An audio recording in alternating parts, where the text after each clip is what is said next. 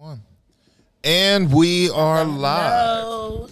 Back in the house. We live. Once again, it is the effing podcast on this very effing Saturday night, which will lead into Sunday morning. I am your host, B-Dub. I am your co-host, Kelly Joe. Son, a.k.a. Alpha Dog. Buddha. Yes, it is a very packed show with a whole lot going on today. We got a lot of topics to go off of, so what we're going to do is we always do our custom. Okay, just making sure the volume was good on the feed. Well, yeah, we're going to do our customary shout-outs, and you know how we do. Hey, Robin Moore in the chat, we see you.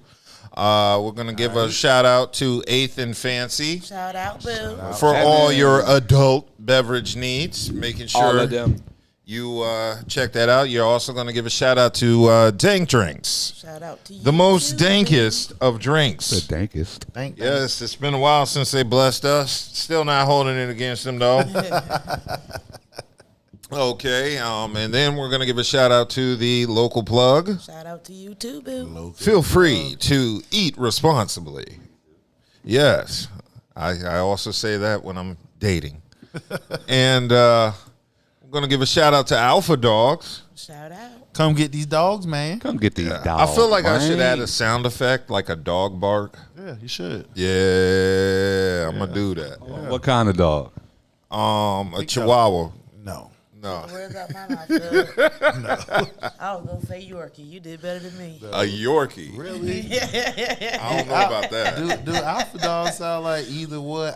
Yorkie? You can be an Alpha But you know, Chihuahua. them little dogs be the biggest ones to bite. The first ones I to was about bite. to say, the You little right. ones be the You know what I'm meanest. saying? You're right, because my dog, my Basenji hound, Caesar, yeah, he. I'm about to say, I ain't seen Season ever, yo. Yeah, Yeah. because, man, he, look, like today, he jumped on a damn dog 3 times big as him. Today.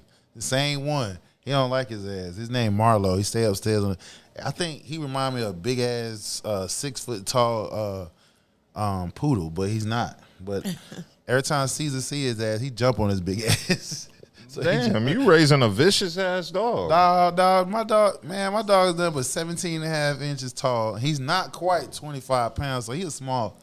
He just very territorial, you know what I'm saying? Okay, so But he good. He ain't no punk. Oh no, he don't give a damn how big these dogs is. I'm like, man, you better sit your ass down. He like, man, fuck that. Oh yeah. I think she a pit bull. Like- So Oh yeah. That Chihuahua get fucked up in the process, boy. He ain't scared though. But I'm like, hey, listen, you expensive, so you need to sit down somewhere. Yeah. So we're gonna get into the show and give our customary RIPs. Yes. Yes. We had some very important deaths this week, and we just want to acknowledge them. We're going to give a shout out to Sheila Jackson Lee, Sheila Jackson. Democratic Congresswoman, yeah, she was advocate for Black Americans, passed away at the age of 74. She's from Texas. Definitely spoke up for Black people throughout the decade she served. She announced in June that she had pancreatic cancer. And at the time, she acknowledged the road ahead would not be easy. So unfortunately, she succumbed to that, pancreatic cancer. So That's what sucks. yes, it always sucks, and it's always taking out my relatives. So I definitely understand how her family may feel at the time.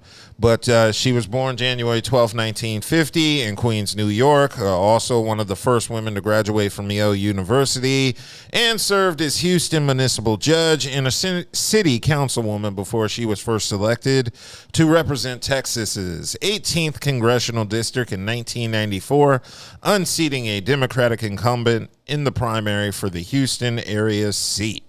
So she's definitely spoken up for a lot of different issues. She was a sponsor of legislation to establish Juneteenth as a national holiday, spoke out against police brutality, and advocated federal legislation to prosecute police misconduct.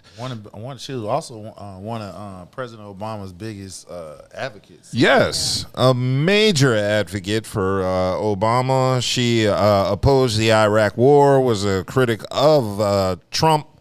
She opposed the tallying of electoral votes, certifying Trump as the winner in the 2016 election, and used her position on the House Judiciary Committee to excoriate members of Trump's circle. And that's what happens when I read big words I'm not familiar with. She remained an advocate for racial justice in the wake of George Floyd's killing at the hands of police in 2020. And at the time of her death, she was the chief deputy whip for House Democrats and a vice chair of the Congressional Progressive Caucus. She formerly served as whip of the Congressional Black Caucus. So she's had a very long career, very successful career in politics, advocating for a lot of African Americans and causes. So we're going to give a big shout out to Sheila Jackson Lee. Thanks for all your hard work. Hopefully your family can deal with it in this time of need. But yes, rest in peace, Sheila Jackson Lee. Okay, and we're going to keep it moving to a second RIP. We got to give a shout out to rest in peace to Joe Jellybean Bryant. Kobe Bryant's father. Joe Jellybean Bryant passed away this week. I believe, what day was it? He died. He passed away Monday at the age of 69 after suffering a massive stroke. Yeah, he was a first-round draft pick in 1975 for the Golden State Warriors after a successful tenure at LaSalle University, and continued to play with the Warriors for 4 seasons until he joined the Clippers in San Diego, the San Diego Clippers, and then the Houston Rockets. He also played internationally in Italy and France and coached teams in Thailand and Japan. And he also served as an assistant and head coach for the Los Angeles Sparks in the WNBA from 2005 to 2007 and in 2011 again. So those are some of the accomplishments he gave, in addition to, of course, creating Kobe Bryant. So, yeah, big RIP to Joe Jellybean Bryant. They actually, Vanessa Bryant actually released a Instagram speaking on the passing of her father-in-law, sending condolences upon hearing the news of my father-in-law's passing, she wrote. We hope things would have been different, although the times we spent together were few, and he was always sweet and nice to be around. Kobe loved him very much. Our prayers go out to the family. And, that sounds like generic. Like really, though? Condolence, but even though we fought, like, where was it even? She got a lot of backlash behind that, Yes, she did. It looks like they did not approve of the marriage and did not attend Kobe and Vanessa's wedding. And in 2016, Kobe revealed he had not spoken to his parents in 3 years after they auctioned off several items of his memorabilia. And both him and Pam Bryant faced backlash after putting their son's first NBA championship ring up for auction when the Lakers beat the Pacers, and became Kobe Bryant's first of 5 rings. So that's some of the controversy that was surrounding Joe Bryant between him and Kobe and Vanessa. So they didn't approve of it. I'm not mad at them for not approving it. Kobe, I personally think, married too young, but I also believe he was one of the few that defy the odds and stay with his wife through the rough times. And that's just not normally what happens when you marry that young. So I understand their stance, being an older man now, but I can't explain their selling him the memorabilia and all that other stuff, but I understand where they were coming from. Well, you already know it was about money, the memorabilia. Yeah, it's money, so. Yeah, it'd be like that. I So just feel like, personally, she should have just, like my mom always told me, if you ain't got nothing nice to say, then keep your mouth closed. Yeah. Like But what did she say wrong? She didn't say anything wrong. It was just generic. It wasn't heartfelt. Right. Like, How can you, before you even get to that, you can't say somebody that's just a level of respect. I know. I didn't say it was a bad thing. I just said it was generic. Yeah, but where is it you got space to say, well, even though we fought at times, I'm like, Just That's- saying, like. Okay, so I'll give you a prime Why example. bring it up is what you're saying. Yeah, this is why I bring it up. I mean, if you felt the need to bring it up, if you sitting here giving him a condolence to his family, then it's no space. That was for her it. reality with him, Right. though. But But that's so, how she felt. but okay, so then again, keep that to yourself. For to what? us Kobe fans, we don't want to hear that. That's y'all. But yeah. Let me give you a I prime mean, example. She that's don't care about that's how y'all us. feel when That's she saying how us. she And that's feel. us and other people who just have a same mind. Let me give you a know prime what I'm saying? example. Just So callous, I'm gonna give you a prime example. I had my family reunion last weekend, right? Mm-hmm. Basically, everybody knows the dynamics of a lot of my parents' parents or parent or whatever, sperm donors. Mm-hmm. So when they're asking like, oh yeah, who's a child of this person, who's a child of this person, they're not saying anything out of disrespect. Like, for instance, my dad's father, we couldn't find this nigga. We used to go hunt this nigga down just so he could see his father. So when they're asking like, who's the child of this, my dad got up, yeah, that was my dad, but hey, my auntie was my nigga. My auntie was the one, this, bomb, boom. Okay, bomb. Then my auntie gets, then his sister gets up. My other auntie like, oh yeah, no disrespect to this nigga, but oh yeah, auntie, oh she was the one. She was here. She never left. She kept us together. She did this. So it's not like anybody. Some people are like, oh my God, how could you say that? But for the ones who live that reality, it's like, yeah, nigga, what? We might have fought, but still, I love them. You know what I mean? Like, our relationship, our dynamic is different. Like, this is real. Like, it's a real dynamic that we actually have. I'm sorry it's not the beautiful peaches and cream that everybody wants it to be, but as far as this was our reality. This was our dynamic. It's not even a sense of somebody even wanting to be Christian clean. It's just the fact that you could have simply said, She said how she you could felt. But that's again. it. It's so you're dimming the condolence. It seems shallow. Anybody? Really. Come on, man. If somebody You're speaking from a if fan's somebody- perspective. If somebody's giving you a shallow ass condolence, you're not gonna take kind of that. And we just fans and stuff like She that. giving So, her, You're a fan. she- That's not what I'm not saying. You're speaking anything from- would've been more than not saying something at all. I mean, that's just common sense. I mean- That's common sense. Regardless, nobody's not gonna sit here and say, "Well, rest in peace." Even though we got in arguments and stuff like that. Like, even though what we the fought a hell? lot, I want you to rest in peace. There's nothing wrong with that. That's I think it's public knowledge that Vanessa and yeah. We their all know family, that. We know that shit. Like, we don't need to. I don't think it was wrong for her to I acknowledge don't think that. it was wrong. I mean, even if it was just plain, all it was just a plain, sincere apology. You may not, That's not even an apology. or condolence. Whatever. That's not even a condolence. That's a condolence. It is. It ain't. That ain't no condolence. Nigga, okay. Nobody can tell you that and you accept that as a condolence.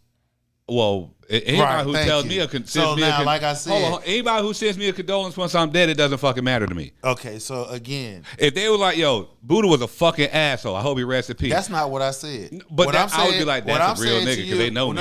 Right. And I hope I do get the rest in peace now that they know my assholeness This was is so exactly real. what I just said. What I'm saying to you is, nobody can. If it's somebody that you fuck with, or you don't necessarily have to fuck with, you just if they said something of that nature like that, you're not accepting that. You're not gonna sit here come with the same creed and saying like, well, that's just how the way you felt. That's the truth. You're like, man, fuck that shit. That's the time and place for all that. You feel what I'm saying? And that was, if you're gonna tell the world, we already know what the beef was between y'all. Well, That's hold on. well documented. So We don't need you to relive it. would you rather, and I'm, It's almost like you taking hold the on. shine off of him. And Would putting it on you yourself. rather her get up That is at because we his talking about her. What the hell she homegoing said? service and say something like that? Say it Or again? would you rather her Order shit get at up? his funeral? I don't think she'll be invited. I'm just saying in general. I don't think she'll be invited. Would you rather her get up in front of millions of people and She give did that? that. No, she just gave a quick tweet or whatever. Which Like, she yo, got I'm- millions of followers. Yeah. So, what you really? Listen, like I said, I get it. Nobody's gonna accept that shit. You know what I'm saying? And I don't care what nobody say. You're not gonna sit and say, rest in peace, even though we got in an argument. Just shut the fuck up. They don't need to say anything. I mean, that's all. If you still got the, if you still harboring that, about her not saying but you're harboring it years later. I'm like, come on, that's what we talking about 10 years ago, 20 years ago. Who gives a fuck? If you're gonna give him an RIP, then give him an RIP. That's all. She gave him an RIP. No, she didn't. Y'all aren't she satisfied she with gave the him level RIP, of took RIP it off she of gave him, him. took it off of him, and put it back on herself. That's all she did. That's She all. personalized the condolence. Yeah. All she did was personalize the condolence. She didn't do anything especially but when the beef was condolence. really one-sided. I mean, again, I didn't even say I didn't say it was wrong. I just said it just seemed like it just seemed like that it was a time and place for everything. Like, why mention it at all? Yeah, why mention it at all? She probably got all that off her chest, and she's at peace. That's almost like you had peace. The man he's dead, and so you hopefully peace he should with be it at peace now Right. too. Come on, man. That's it. That's a sense of Everybody should be Everybody should be at peace. That's a sense. That's a pretty sense of much. insecurity. Yeah. That's a sense of insecurity. If you feel the need to say that he Not did. necessarily. Yeah. You think that she was sitting back thinking like, Oh, I can't wait till this nigga Yeah, dies so I so can I say can say this. this. Like, come Yeah, on, like- yo. So again, it's not. I'm not saying that she was sitting there thinking that she couldn't wait till he died, but the fact of the matter is, he's dead, and you still find it. You still found the energy enough to bring it up. Like, we don't care. We trying to RIP to him and his family. You want to take the shine off and put it on yourself. Be quiet. Yeah. Well, I don't think that's what she was intending to do. Well, She was pretty much. I guess can what? see like Me you know and what, me- even though me- we argued, I do feel bad about this. You know what I'm saying? Or even though we argued, I still, you know what I'm saying? I still send my condolences. You know, even though we might not be in the best place. Yeah. Just to let you know, we might not have been in the best place, but I do send my condolences. But you don't have to tell us that. We don't need to know that. That's not. It's not. That's for you and the family to say that too. If that's the case. And that's the point, though. But you're taking it personal. No, she actually I'm has not- a personal. No, I'm not taking it personal. relationship I'm and a putting dynamic opinion with on this it. person. It's a difference with an opinion. I'm voicing an opinion. And just like me and hundreds of thousands of people agree with the fuck I'm saying, the fact of the matter is, she seemed like it was They're just a bunch of fanatics. It seems distant. Ain't no fucking fanatics. It is seems fanatics. disingenuous that you giving a condolence and then you come right. You had enough energy to bring it up like, oh yeah, we fought too, but yeah, rest in peace. Yeah. Fuck out of here. Okay. Well, we're going to keep it moving and give a big shout out to R.I.P. Joe Jellybean Bryant. Jellybean. Okay, we have another R.I.P., and that would be Shannen Doherty, 53 years old. 9 of Beverly Hills, 90210. Most known from 90210. That's like 95, 93. that They is serum correct. came out between 92 to 95, somewhere in there. Yes. Yeah. Oh, Robin Moore mentioned she was damned either way if she didn't mention it. Folks would have said she was being fake. That Or is being actually funny. true. Yeah, if she would have said nothing at all, it would have been an issue. Or she didn't even say, hey, you know anything. She should have just kept it generic. That's Yeah. all. She did. That was pretty generic. Bro. If it was generic, then she wouldn't have got backlash for it. So I'm like, come on. So either way it She's goes, going to she'd get have been backlash No, anyway. she That's the wouldn't. part No, you're she not wouldn't. getting. Yes, If yes. she would have said if she would have simply said R.I.P. Joe Bryant, she saying that then to that him, would have been she like straight. him It no would have way. been. It would have Either way been. it goes. No, it would. It would have been nothing said if she mentioned the fact that they had beef. No, that's Right, all that's she all wrote. she got to say. Right. No, That's it. Just that's R.I.P. it. Nothing No, else. it would have been. It's known that the reason why she kept it simple. It's known they had problems. Yeah. That's it. But the fact that she brought it up again in the midst of in the same, that's just like saying I love you, but as soon as she turn around, you got a knife about to stab her ass right then. Yeah. That's what it's that's exactly how I feel. I know relationships like that. Exactly. I love you, but as soon as you turn around, I'm ready. You know what I'm saying? Come on, man. Yeah. Okay. We're going to keep it moving. Get back to R.I.P. Shannen Doherty passing away from cancer at the age of 53 years old. She passed away Saturday, July 13th. It was a long battle, I believe, with breast cancer. Of course, she's most known from 90210, and she was also very candid about her stage 4 breast cancer, which had then spread to her bones, saying at the time that she didn't want to die. Her diagnosis came in March of 2015. And in 2017, the cancer had gone into remission. However, in 2019, the cancer returned. It looks like Doherty announced her diagnosis of stage 4 metastatic stage 4 cancer publicly in 2020, then in July of 2023. She shared that the cancer had spread to her brain and that she had undergone surgery. So that's just kind of the background on how she passed away. There was actually some controversy behind this because what happened was Shannen Doherty had health care in 2014, and she hired actually a accounting firm to handle her taxes, and part of their role was to make her health insurance premiums payments to the Screen Actors Guild. And it says they failed to make those premium payments in 2014, causing her health insurance to lapse until the re-enrollment period in 2015. So when Doherty went in for a checkup in 2015 March, the cancer was discovered, at which time it had spread. So she's filing a lawsuit, basically saying you took away my health care by not paying it. I wasn't able to go to the doctor that year. They could have caught the cancer earlier and saved my life. So that's why she's suing them. So that's kind of a big deal, I guess for actors and people who have their own health insurance. That's a big deal for any American. Yeah. Shit, I'm going through the same shit my damn self. Yeah, it's always important to have health insurance, and that's one thing I make sure, employed, unemployed, whatever, just I got to have health insurance. That's a must. So, yeah, in addition to 90210, people remember Shannen Doherty from that other show she was on the WB, which was Charmed. Charmed, yeah. Did y'all watch that show? I wasn't a fan of Charmed. I watched it here and there. No, I did. I know about it, though. I like all those witchy shows and shit, so. I always say, like, the early 2000s, from, like, 2000 to 2005, I was completely out of it because I was in college. So I didn't keep up with pop culture. Right. So, like, television shows, movies, anything that came out in that period, it was a blur. I didn't. I was watching, like, My Wife and Kids about 5 years ago getting ready for work, and I was like, man, this show was crazy. Where was I when this was on? And I was like, oh, okay. Yeah, I was at school. Yeah, makes sense. I didn't even have a TV in my dorm room. Wow. So, yeah. You really living your life. Oh, yeah. I was primitive, and we going back to those primitive days because of that goddamn Microsoft outage that happened over this week. So I'm sure y'all are all aware because I'm sure y'all have all been affected by the huge Microsoft outage. Especially if you're flying. Yeah, caused by CrowdStrike, and it took down computers globally. Kelly, were you affected by the banks, airports, TV stations, healthcare organizations, hotels, and other businesses faced widespread IT outages and flights were grounded. Basically, I'm very familiar with what happened. CrowdStrike, third-party security application, did an update to their system. I guess the update wasn't properly vetted and tested.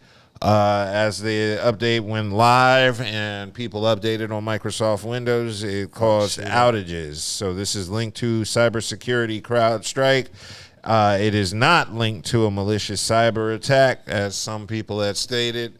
As a guy who works in the IT field, I can tell you somebody fucked up. They pushed the wrong button. They fucked up bad. No, what it was is I guess they released a misconfigured update. So what happened basically is they did an update, but they did not fully test it in their test environments properly before releasing it. Yeah. Now, that's happened at companies I worked for, but the companies I work for are startups. So, a few minor companies are inconvenienced, but there's never been a massive global outage like that. Not with the software companies I've worked at. People stuck on flight cancels and all that shit. So, yeah, it was a pretty big deal. It looks like they put together a workaround for it and also issued an advisory to all the people affected. They gave them instructions on what to do in the advisory sent out. This has impacted devices running Windows and not other operating systems. So if you are running Apple, I guess you're straight. just like this laptop, which somehow fucks up every week and causes technical issues. Yeah, y'all make sure to like, share, and subscribe, because we need to get this shit monetized. So we get a new table. Yeah, and all the new money we get from the podcast goes directly back into the podcast, giving you a better visual to look at. We will invest in a new table. I've seen the people bitching about the white table. I tried to get a black tablecloth last week. It was too short. Too short. So, yeah, just work with us. We doing this by ear. But, yeah, as it's been known in regards to the issue, it looks like the crowd strike issues are being addressed. Obviously, it's an emergency situation affecting millions, so you'll see lots and lots of resolutions being fixed if it hasn't been fixed already. I'm sure everybody's 24 hours around the clock at Microsoft and CrowdStrike. I know what you engineers are doing over there, staying up trying to fix that shit 24/7. I work in IT too, motherfucker. Yeah, so yeah, it's affecting healthcare, emergency services, and none of y'all were affected personally by it, were y'all? Nope. Okay, so y'all gotta excuse us if we don't care as much as the people that missed their flights. I was talking to my sister today. She went to London and she took photos and sent them to me. So apparently she was able to leave America and get to London without any issues. So that's pretty cool. So, yeah, hopefully these people get this stuff together, because these fixes are a pretty big deal. And we need to get shit running. But it does bring up that issue you were saying, Hassan, earlier about paper money. And gotta have it. No digital. As you millennials and Gen Z and all, y'all get this digital money. You need that paper, because when stuff like this happen, you need paper. Everything that seems valuable, from paper, money, paper, gold, certain type of drugs, those things become valuable. Y'all can't sway away from them things, because look, people was crying because they can't even get their money. Exactly. So, And you know what? That's my biggest fault. I stopped dealing with cash. Once I was able to walk into a dispensary and use my credit card to legally buy weed, it was a wrap on cash. That was the last thing I needed cash for. I love cash. I mean, I'm fascinated with cash, because I just, I know. I just love the, the bills just in your pocket, you know what I'm saying? You pull out, Well, I love the fascinating of paper. Well, that was the last reason I would go to visit an ATM. And now that's on credit cards, it's like I don't even carry cash on me no more, man. Yeah, I still carry cash. I put $5 in my wallet, like, in the wintertime, and it's still in there. I always tell people, like, at least keep $100, because you never know. You are correct. You might, your car might not work, or there's some places now, especially with inflation's up, they don't even take cards. Yeah. Matter of fact, I went to old school ice cream shop the other day, and I saw they only take cash and checks. Checks? Yes, checks. Did they at least have the decency to have an ATM? No. That's fucked up. I know that ice cream. It's in a small town, Andrew, and the ice cream shop been there, I know, at least 20 years. Yeah. So it's a town favorite and everything. That's jacked up. I hate places that do cash only, but I understand why they do it. Well, actually, you should appreciate that, though, because if you use a card nowadays, companies are charging you. You paying that processing fee. They're not taking that. So a lot of companies are not. So me as a small business owner, I'm not gonna take the processing fee. You gonna pay for that. You want to use your card? You pay an extra $1. Exactly. You remember them donuts y'all wanted me to bring back? Brits? Yeah. They did not accept cards. Cards, I know. It's always been I could have told you that. I was not carrying no cash. Bro, they have ATMs at the beach. You know that. Bro. It's on the boardwalk. It's definitely on the boardwalk. Yeah, because like I said, it's just the processing fees. That's all. They ain't. It takes away from your bottom line. So yeah, I mean, I understand that, but I don't understand you not bringing us back Brits. What's up with that? Yeah, that kind of pissed me off. Bro. One, I didn't have cash. Two, Oh, it was man. late. Oh, It was late as hell. Remember, think about it. They close early Think about it. When I was talking to y'all, or when y'all were responding to me, It was like 1, 2 in the morning already. So you came On back. the You podcast. can't get them in the morning? You couldn't get them in the I morning? left the next fucking morning. So they wasn't open? They aren't open in the morning. Bro, we were gone by 9 o'clock in the morning. Brits We opens at checked out. 8:30, I know. They open, man. They were open. You just didn't Who want the- to Well, just y'all didn't take want that us to 2.5 have hour bricks. trip for some bricks. Anybody who's been to Carolina Beach knows Brits Donuts on the. It's the first Just building keep when you cash. hit the boardwalk. It is not. That's just deep in the boardwalk. Oh, it is. You get well It's that deep middle in the part bo- in the it- yeah, it's boardwalk. in the middle of the Where boardwalk. there used to be the little amusement park. They took down the amusement Nah, park? that shit's still there. It's back there? Nah, it's back, bro. Oh, I'm about to be real sad. My kids got exposed to a lot of shit that week too, yo. I go to Virginia. Hey, did the kids go to the amusement park? Hey, I took a so let me tell. I'm gonna Yeah. give you a quick story real quick. Okay. So, you know, I took them. We walked. Cause we had a nice spot. You know what I mean. So we walked to the boardwalk. You know what I mean. I saw the spot but I didn't pay attention that night. You know what I mean. That night that we went, I didn't even think about it or nothing because we were on dinner mission. Yeah. Man, we out chilling. You know, me and the boys, we just walk left, wifey in the room and all that. We walking down here, niggas. When I tell you these people be out here fucked up, they still just as fucked up as ever, man. I know my kids are scarred, man. We sitting at this bar, and it's only because I had to order the food, yo. Mm-hmm. I'm They at the know what bar you're talking ordering the about. food. They're outside in the front, because the kids can't come in because they got alcohol. Right. Drunk motherfucker projectile vomits right at the door. Awesome. On the door, in front of the kids, in front of security. Look, this whole I know my kids are It had scarred, to be the yo. one on the corner. It's on the corner. You see, And you the see it, it's right there. whatever the Yeah. That's the one. it's one of them big ass man, look, I just know they scarred, yo. Cause the bartender's like, I'm not cleaning up no more of this shit while I'm here. I refuse. The owner just went and grabbed a bucket in the water. My kids just out front like, oh, that's why you tell us to never walk in the house with shoes on. Oh, I get it now. I get it now. Like scarred. Mentally Y'all still scarred. getting that fucked up at the beach in public, yo? Projectile vomiting? Yeah. Projectile vomiting. They're not at home. Bro, it's the beach. And the air is different. They're not at home.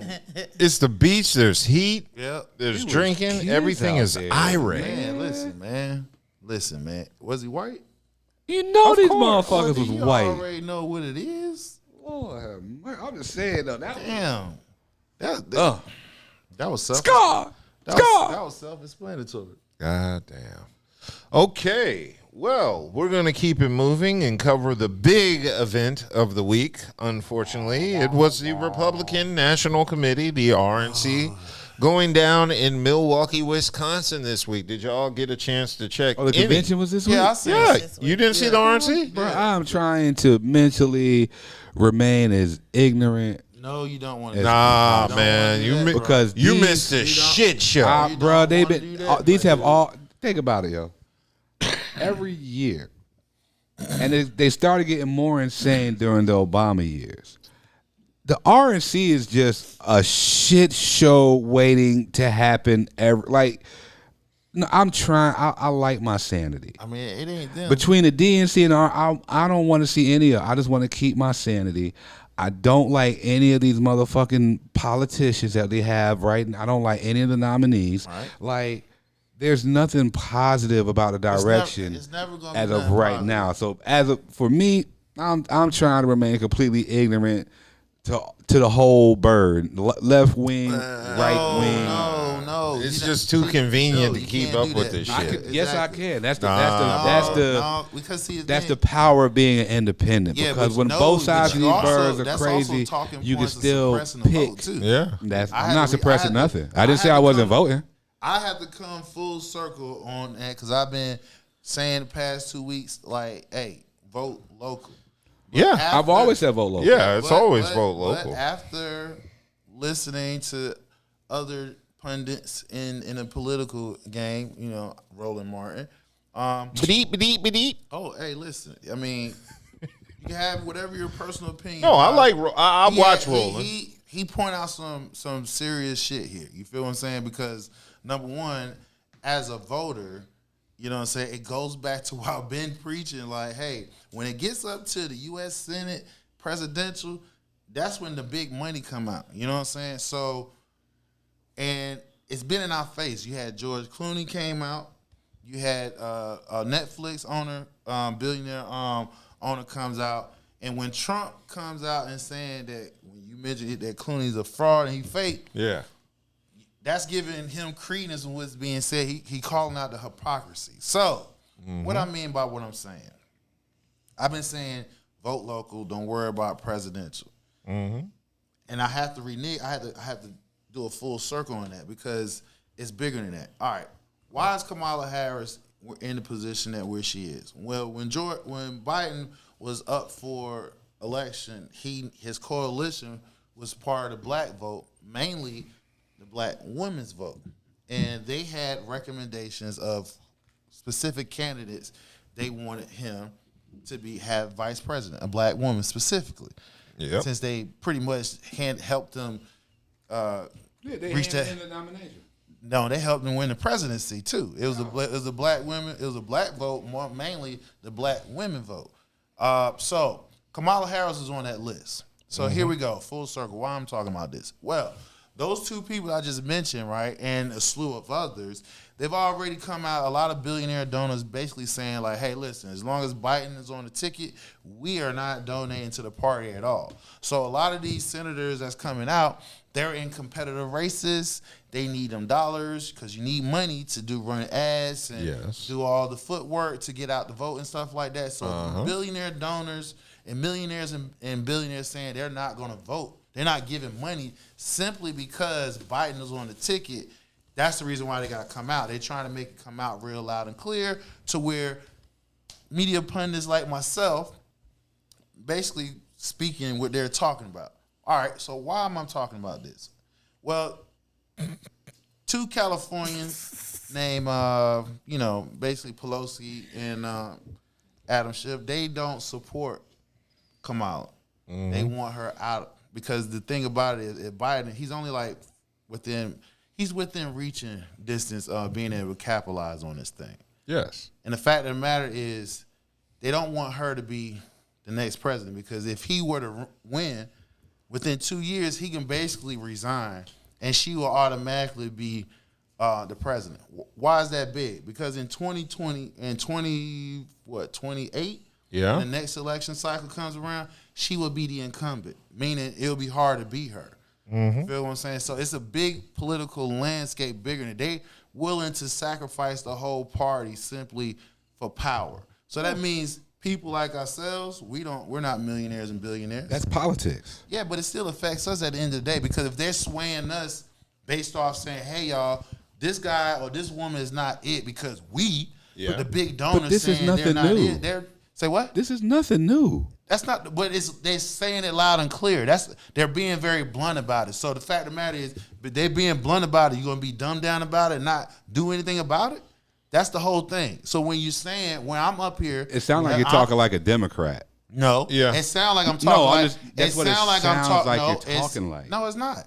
What I'm pointing out the hypocrisy. You might not be, but what it sounds like. Well, it hasn't because everybody that listened to me since I've been on this show, I've talked on both sides. I point out on both sides. Yes. I'm an independent voter, number one.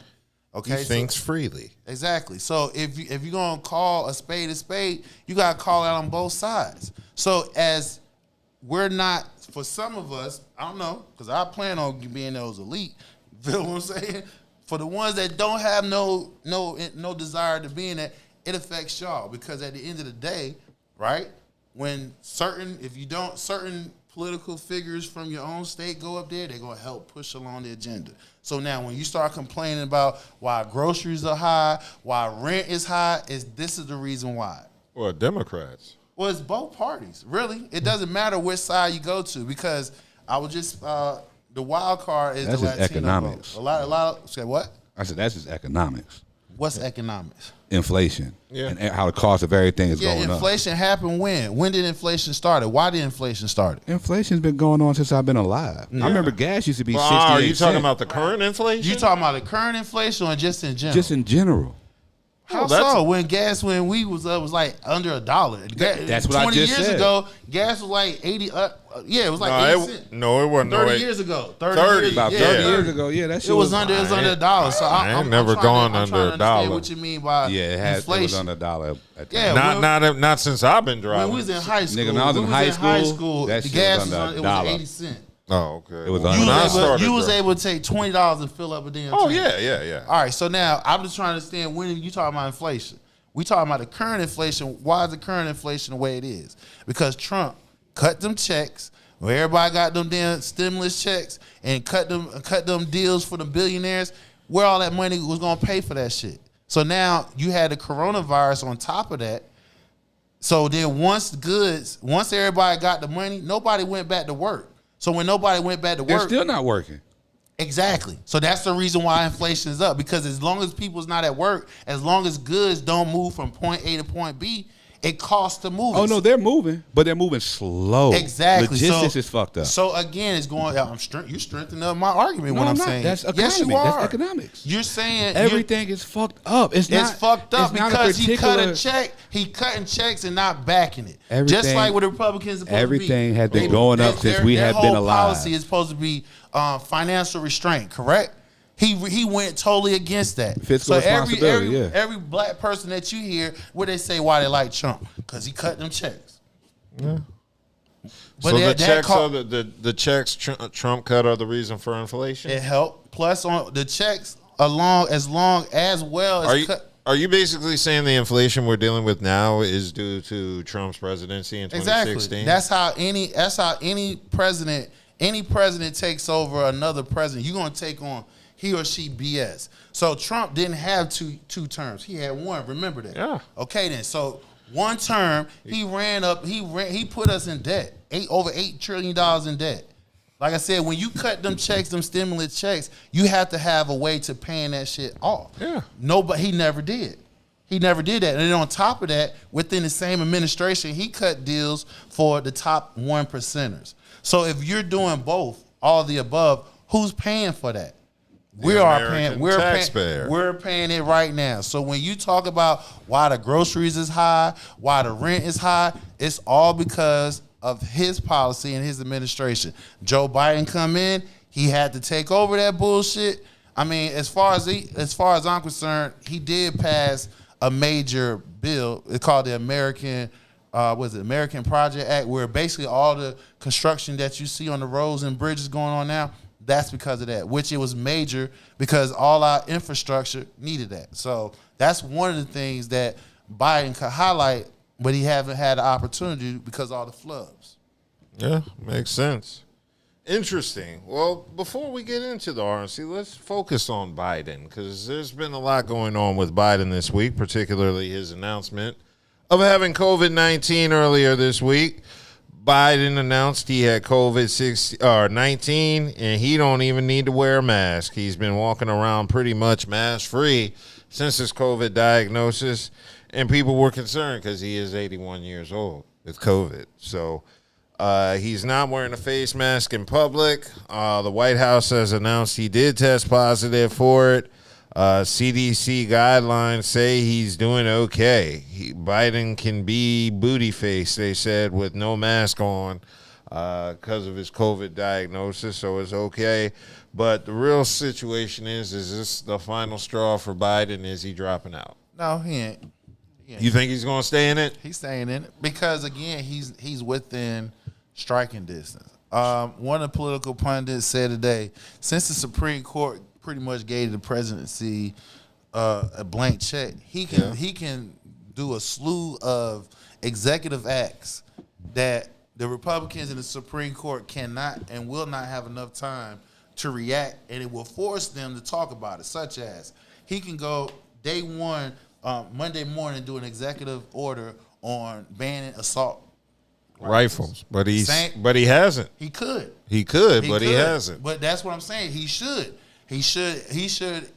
between now and I guess when it's time to vote, it's a slew of executive acts banning what they said, remove all abortion ban. He can do an executive act on that. He can do an executive act on pretty much any fucking thing that's supposed to be problematic that's going on. Yeah. And then on top of that, come with a plan.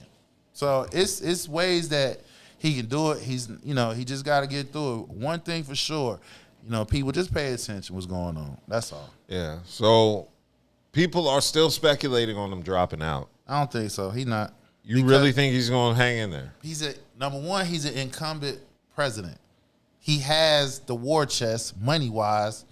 And then on top of that, when you got Hillary and Bill Clinton going behind the scenes, talking to these big donors, basically telling their asses, y'all keep that money coming in because he is the incumbent president. And as long as he's within striking distance of winning, you must keep the money going. So as long as he got political power figures behind the scenes doing that, he's not going to tap out.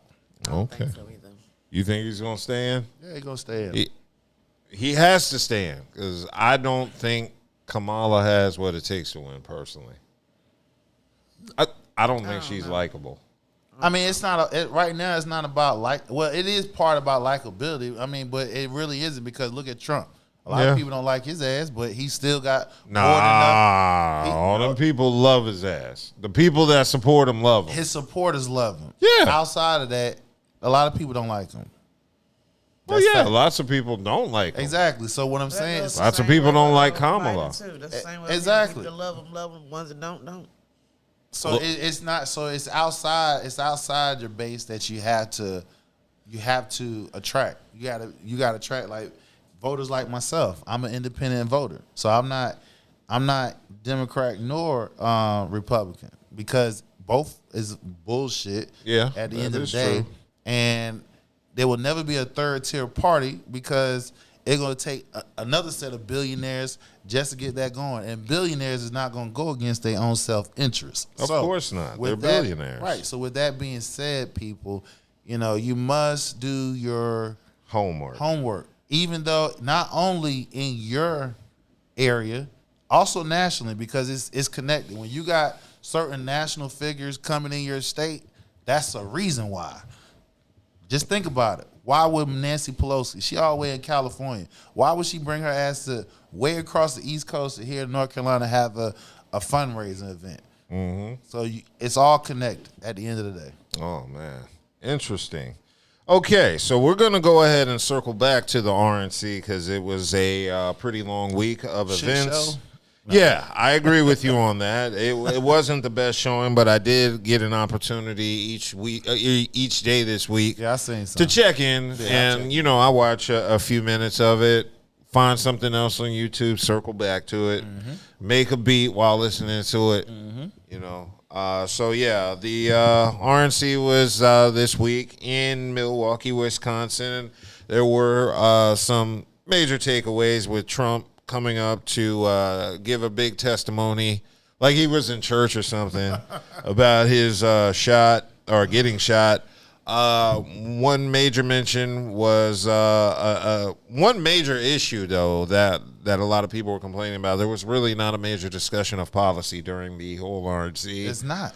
It was really, I think after the Trump assassination thing, that was going to be the main focal point. And outside of that, when you got Democrats going at Biden, where the Republicans don't have to say shit. Just sit back. Yeah, so a lot of policy-free talk that happened during the RNC, so there wasn't too much.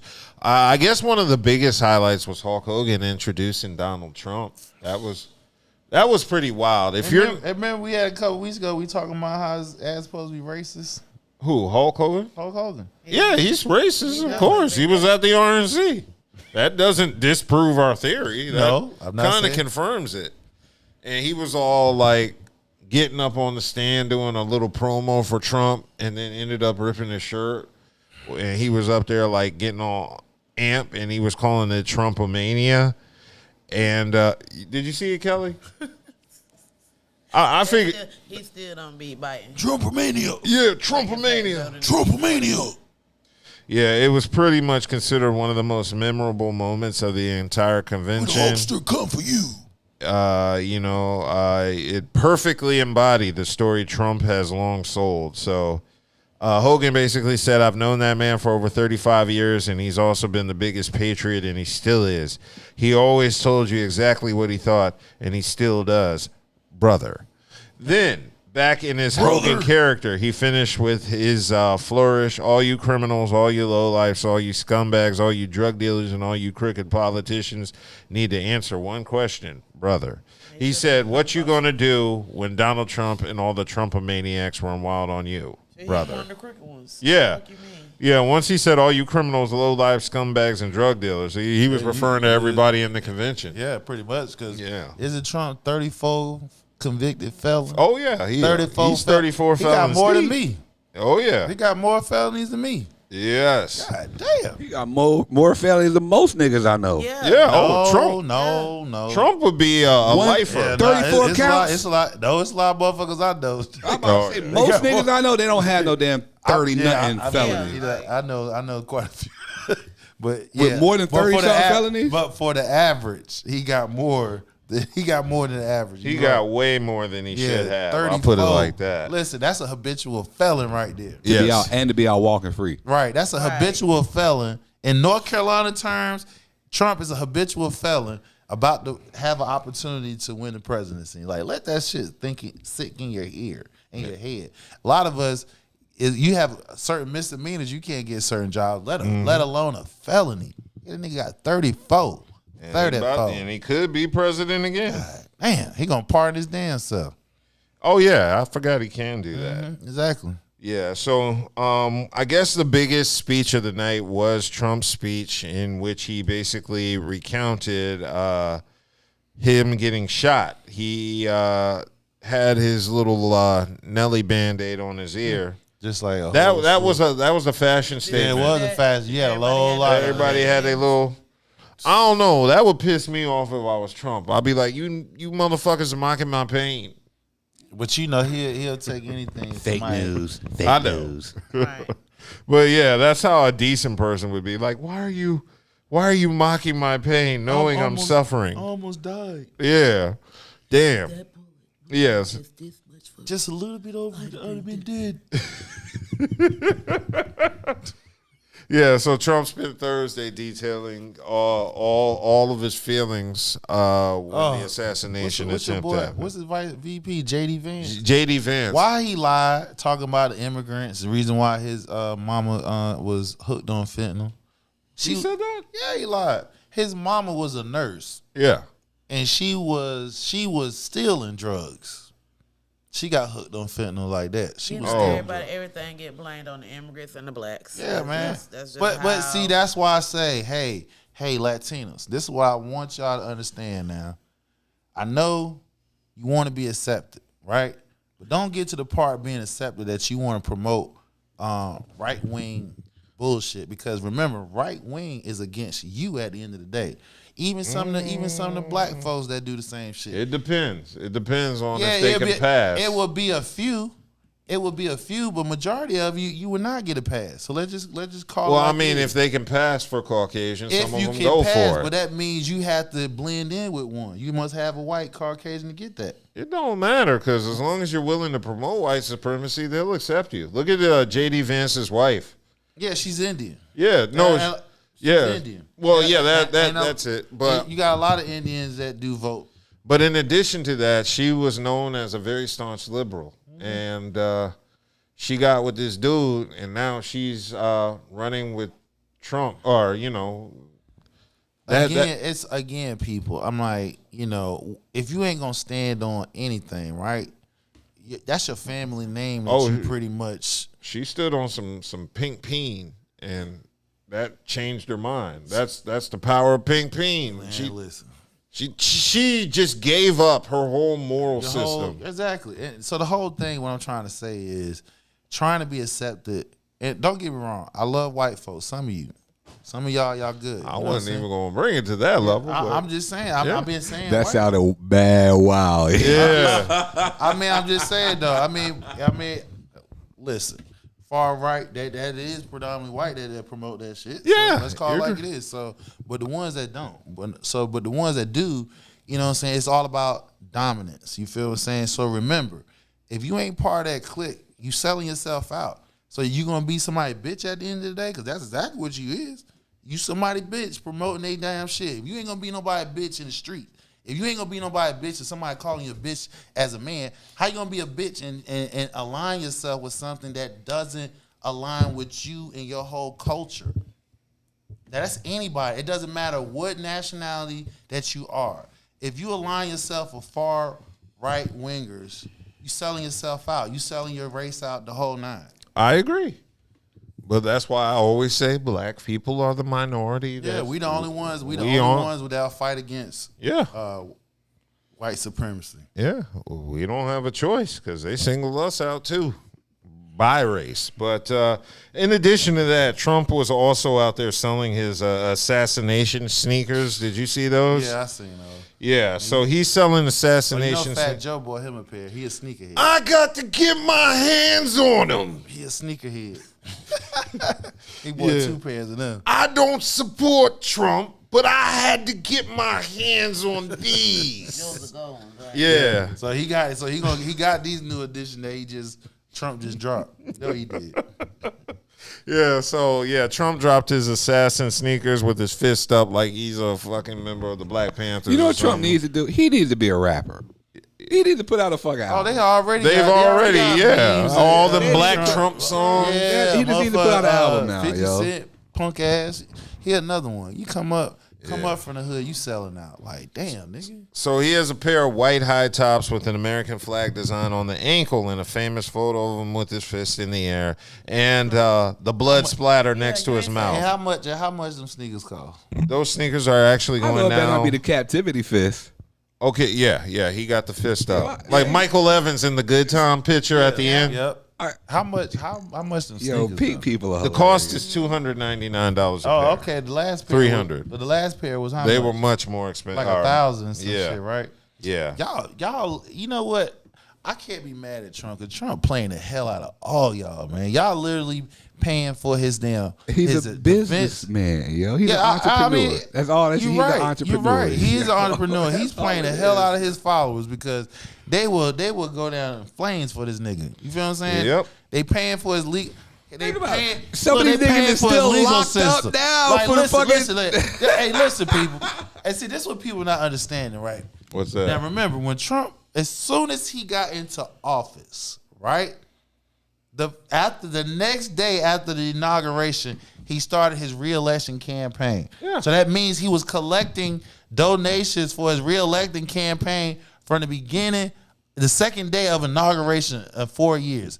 Never mind all the money he leveraged from all the world leaders and everything to get all types of perks and everything. Yes. But you MAGA folks really made this motherfucker richer. Yes. Remember that. A lot of you bastards is in fucking Tennessee, Kentucky. Y'all on the back rows. Y'all don't have here no, too. They here in here, North Carolina. Here too. Y'all the same shit y'all complain about. Y'all literally y'all paying this dude $1,000 sneakers, $300 sneakers. I'm like, he's selling merch and getting paid. Yeah, of course. Of course. Okay. In addition to that, another thing that was brought to the attention of everybody was Amber Rose's dumbass. Amber Rose was at the RNC. She's sitting beside Stacey Dash.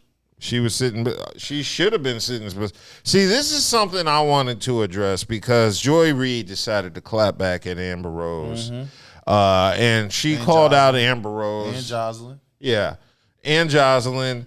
But basically what Joy Reid was saying was that Amber Rose never considered herself a black woman. She said she's racially ambiguous. I don't want to say she's black because she has said she's not, so I don't want to say this black woman. Fact. Joy Reid said this woman who is of whatever race she's claimed says she's not black, but RNC brought somebody whose whole career is based in black culture. Exactly. Her whole culture came from black culture, even though she said she's not a black person herself, and the fact that she is now the person they're using to try to recruit young people of color, and to say that this is the person who is the endorser of Donald Trump, who you should trust when she won't even claim the culture that brought her to the table. I'm dubious that this will work, Reid said. And I got to say to the black women that supported Amber Rose, this is on y'all. Right. Because the one thing I can honestly say, and I've always been critical of Amber Rose since those slut walks, is Amber Rose has never once said she was a black woman. She's always identified as biracial, a woman of color, or Cape Verdean, which is an African basically country. a friend of me. Yeah. She's the biggest friend of me. So when I was criticizing Amber Rose back in those days of doing the slut walks, I said Amber Rose is somebody who does not consider herself a black woman, who has platformed herself in the black community and is selling degeneracy to our children through the slut walks. And I was met with the Protect Black Women crowd. And now that same crowd wants to turn on Amber Rose. But I say this is y'all's fault from the beginning, because Amber Rose has never once identified as a black woman, and y'all welcomed her into the culture and treated her as a black woman, despite her never identifying as y'all. Can we say? Never gave a fuck about her. Can we say the same thing for Drake? Yeah. Yeah. Yeah. I mean, I feel the same way towards Drake, but I mean, Drake at least acknowledges he's a black man, whether you accept it or not. So in other words, black folks, stop easily Stop allowing people that come mock in- you to come into your safe spaces. Come in our culture space and steal our shit and make money off of it and throw it back in our face. Like, come on.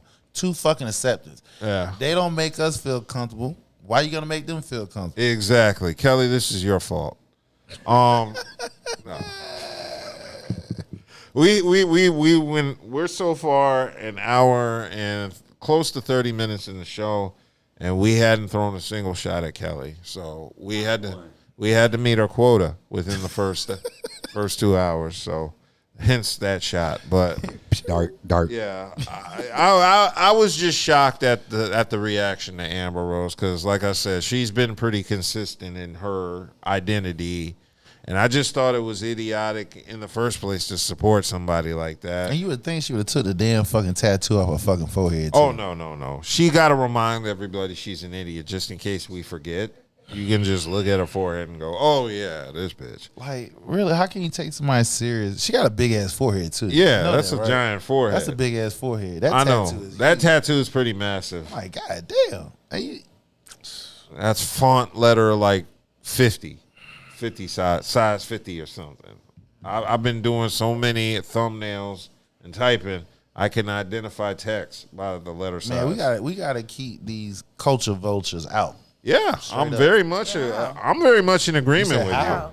How? I mean, at the end of the day, we try to keep them out. We No. try to do something different and take that Y'all. I'm going to say this. supporting the dumbness. No. I'm going to say this People is, gonna do that regardless because people dumb. I say this is a black woman issue, because black women, not as a whole, but like a lot of y'all accept people into your circles that mock you. It doesn't That's why I take don't have a much. circle. Well, I'm not talking about I know you that. specifically, I know that, but that's why I keep mine small. Yeah, That's exactly. What a lot of people need to do. see, Want to be part of a team so bad. yeah, but The team.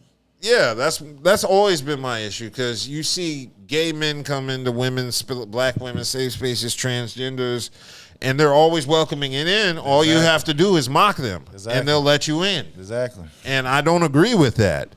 You know, you did. That was a great point, because that's a lot of different. That doesn't happen to any other. And then they mock you, and you're like, oh yeah, come on in. Yeah. That. Get your ass But up see, out. the issue is whenever that person you let in doesn't go with the crowd, like you let a gay man into your circle and he disagrees, And he challenged your whole womanhood. then you attack him and say, why are you even talking? You're a man. And it's like, well, you let the him in. motherfucker in. That's why he got transgender. Yeah, that's why I always tell people everybody should have their own private safe space for their own private people. Black straight men need to have our own space. I'm Black, cool with straight, heterosexual men. Yeah, gay men should have their own private space too. Everybody have their own space. Yeah, I don't believe All in that- mixing the all that spaces. mixing and mingling. That's for the office and general public. If you in corporate America or something. That's like what I'm that, saying. Yeah.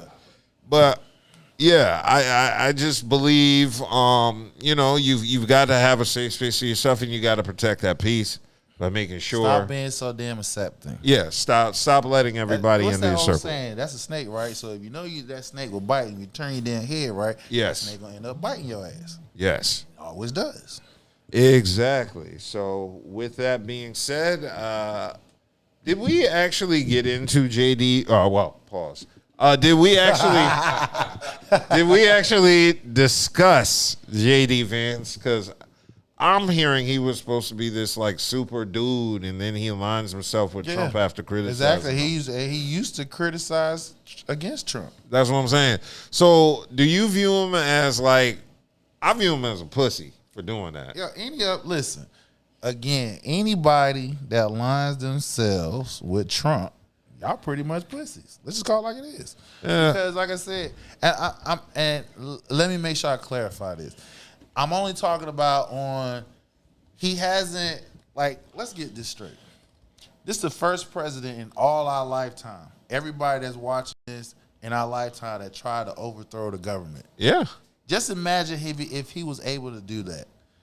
All y'all who's talking about them jobs wouldn't mean shit, because if he decided to do martial law in your town, in your state, just because somebody pissed him off, a politician pissed him off because they talk shit about him, like, you're not understanding. You can't even imagine the ramifications behind that. Imagine a Latino governor or president or black president or woman of any color president did that exact same shit. Y'all would not give them the same credence that y'all giving this fool. Yeah. Period. That was an assault on democracy as a whole. And the fact that y'all willing to let his ass get back up in there again, that's the hypocrisy of the whole shit. And that's why I'm like, how can y'all even say, I can't even give him no credit even if he had done something. The fact of the matter is, all of us seen that day, January 6th, that all them white fuckers ran up there fighting them goddamn police officers. Isn't them the ones that talking about back to blue? Yes. You want to talk about back to blue? You beating up goddamn police officers. One of them died. Oh, you know yeah. what I'm saying? One of them died. Oh, where? At the Capitol. Yeah, Ashley Babbitt, wasn't it? Exactly. So, not her. No, she got shot. That's what I'm saying. I know that name. Yeah, I was talking about a police officer. He was a police officer, one Capitol police officer. In other words, what I'm saying is the energy is not being evenly across the board. And it's like, y'all just overlook that shit and you be like, yeah, Trump. Like, y'all can't even do that shit. Y'all be shot dead. Yeah. Interesting. Well, we've had a good time covering the RNC. We're going to move down south to Atlanta with the YSL trial. It's been a hectic week for the YSL trial. That is one. And see, look, that's another travesty of justice. Right? You are correct. Who knows? Maybe the president can fix it if they're reelected. That shit is crazy as hell. You got somebody out, 34 felonies, and we got a man in well, you might well say prison. Yeah. Trial been going on how long? 3 years now? Oh, yes. 3 years? Been stopped multiple times. They don't have a fucking case. Let's just call it like it is. They don't. Because anytime a federal government has a RICO case, who ever heard of it lasting 3 years? Who ever heard of a federal case lasting a week? It lasts about a week because they have a 99.19 conviction rate. You feel what I'm saying? So the fact that this trial has gone on for more than 3 years, all the back dealing, wheeling, dealing that's been going on. They're trying to get something. They're trying to get something. They ain't got nothing to do. And they ain't got shit. Yeah. Right, but see, that's the whole Send thing. that man home and y'all just leave him. Yeah. So basically, after a week, there have been 2 new judges assigned to the case. One actually excused himself. So there's been the latest judge assigned to the RICO trial against Young Thug and several co-defendants, and this one hopefully is here to stay. It's Fulton County Superior Court Judge Paige Reese Whitaker. The third judge appointed to the trial. Third. This is a shit show. Yes. Yeah, that's all. And she laid out some new ground rules for how the proceedings will move forward. She's reviewed several motions, including a recent motion filed by Young Thug's attorney requesting to disqualify prosecutors Love and Hilton. The judge did not rule on any motions during the hearing, but instead asked attorneys to submit any additional motions by July 23rd and for the state to respond by July 29th. And she's implemented some new rules, some new guidelines in the court, including no eating in the court with the exception of working through lunch or dinner or if the day goes on longer than normal. why does that have to even be like? No eating in court. Like I want to know who all these people eating in court. That's what, bro. It's court. It's court. I ain't got an appetite until you get up and leave court. You know what I mean? I've been to court a few times. I don't get hungry. I don't either. Yeah, so that in addition to that, you're going to have limited wardrobe for defendants, minimize disruptions in court. Defendants are no longer allowed to use headphones during the trial, and no gaps between witnesses. What are the headphones for? Are they? So they sometimes he listening to who's making music and stuff like that, or you never know somebody. Wait, niggas is listening to music in court? Yeah, for real? Yeah. Young Thug and he be in there listening to music. Since when? His attorneys be bringing him. You know, one of his attorneys got him. Listen, bro. Listen, man. Listen. And listen, you got to understand, he got some money behind him. You feel me? Well, he got money, too, though. But he got money, but he also got. Why would you want to listen to music in court? Oh, come on now. I mean, listen, you talking about. You in jail, you in prison. About somebody that's been taken out of a society. A luxury lifestyle, and he's in prison. So the bare necessity, prison. The bare he necessity, ain't got no music at all. The way you're looking, we can tell you've never been to prison or jail or nothing. You're just looking like I don't understand. He's a high profile. He's a high profile defendant, so he's in solitary confinement. So that's 23 hours, 23-hour lockdown. You're for self, nigga. That's you and your thoughts. You and your thoughts. You ain't got no music, no TV, no nothing. All you got is books, reads, and pictures. Right. You only come out 30 minutes to in another 6x9 cell. Bro, I couldn't even listen to music. If my freedom is on the balance, I want to hear every word. It's either that or you hear motherfuckers screaming, kicking the damn doors and shit. And then you hear that shit going all fucking night. Well, yeah, I'm just talking about, they said during the trial the headphones aren't allowed. Yeah, but I'm just saying he's coming out of, remember, he's coming where he can go any fucking where he wants in the world. No matter what you think of this nigga, nowhere. No matter what you think about him, we're still talking about motherfucking Thug, yo. Like this is a hip hop superstar. No matter what you think about all his shit taken away from him. So the basic things such as watching TV and listening to music, you don't have that. Just think about it like this, Dub. How much did we used to live in the studio at your crib? Just think about it. Oh yeah, all the time. All right, just think about it. So you know that's what he does. All of that. All that shit was taken away from everything that we used to do at the studio all day long. Young Thug had money though. So yeah, he was in the studio though. Hey, we were trying to get money. Yeah, but that's the reason why we were in the studio all the time. Same difference. He still got to keep his money going by being in the studio. So that whole thing taken away from him. So it's back to the basics. What's the basic things that you like listening to music, having headphones on? Hey, when you got shit taken away from you, and you just something to give you peace. Yeah. He in a mock ass trial. And he know that shit. Yeah. He fighting for his fucking life. Oh man, boy. That a RICO charge, that's a life sentence. Every time I hear that, though, I think, all right, I'm fighting for my fuck. I don't even know the whole time, people. You're killing me with this shit. Every time I hear that line, that's what I go straight to. I'm fighting for my fucking life. Yeah, you might be right about the. I don't even know the whole time, people. You might be right about them having nothing on it. It looks like they said an important details discussed during the hearing was the possibility of future plea deals still being on the table. Judge Whitaker encourages both sides to communicate with each other for potential plea negotiations. Now, who in the right should just mind? Be a mistrial and thrown out. Yeah, exactly. A RICO case. This is a shit show. Whoever had a plea deal in a RICO case, unless he doing like 20 years. And that just shows you how much they overshot their shot. They don't have nothing on this man. They don't have anything. They don't got shit. This is not no RICO case. Yeah, she keeps on saying, they want a plea deal. They just want this shit to be over. Right. And they just want to charge this nigga with something. That's all. They just want to charge him with something to fuck up his lifestyle. But you can't though, because it's 3+ years, and everybody in their right mind, like it's a mock ass damn trial. Fanny she looking real bad because not only that, her whole case with Trump is held on indefinitely. Yeah. And it's all because she couldn't keep her pussy in her panties. Or with Lieutenant Mark Robinson couldn't keep her skirt down. Yeah, I hate him. Oh, we all hate hate him. Skirt down. This big fat. Hey, yo, we have not gotten as much hate mail in the comments as we have over that Lieutenant Mark Robinson video. That motherfucker, Uncle Todd, Uncle Ruckus motherfucker. Hey, yo. There, Tell me boy. my God. body ain't Do you mine. know we have a 14% like to dislike ratio on that video? I probably, yeah, I can imagine. So I'm reading the statistics. We got like 29 dislikes and 2 likes or 3 likes.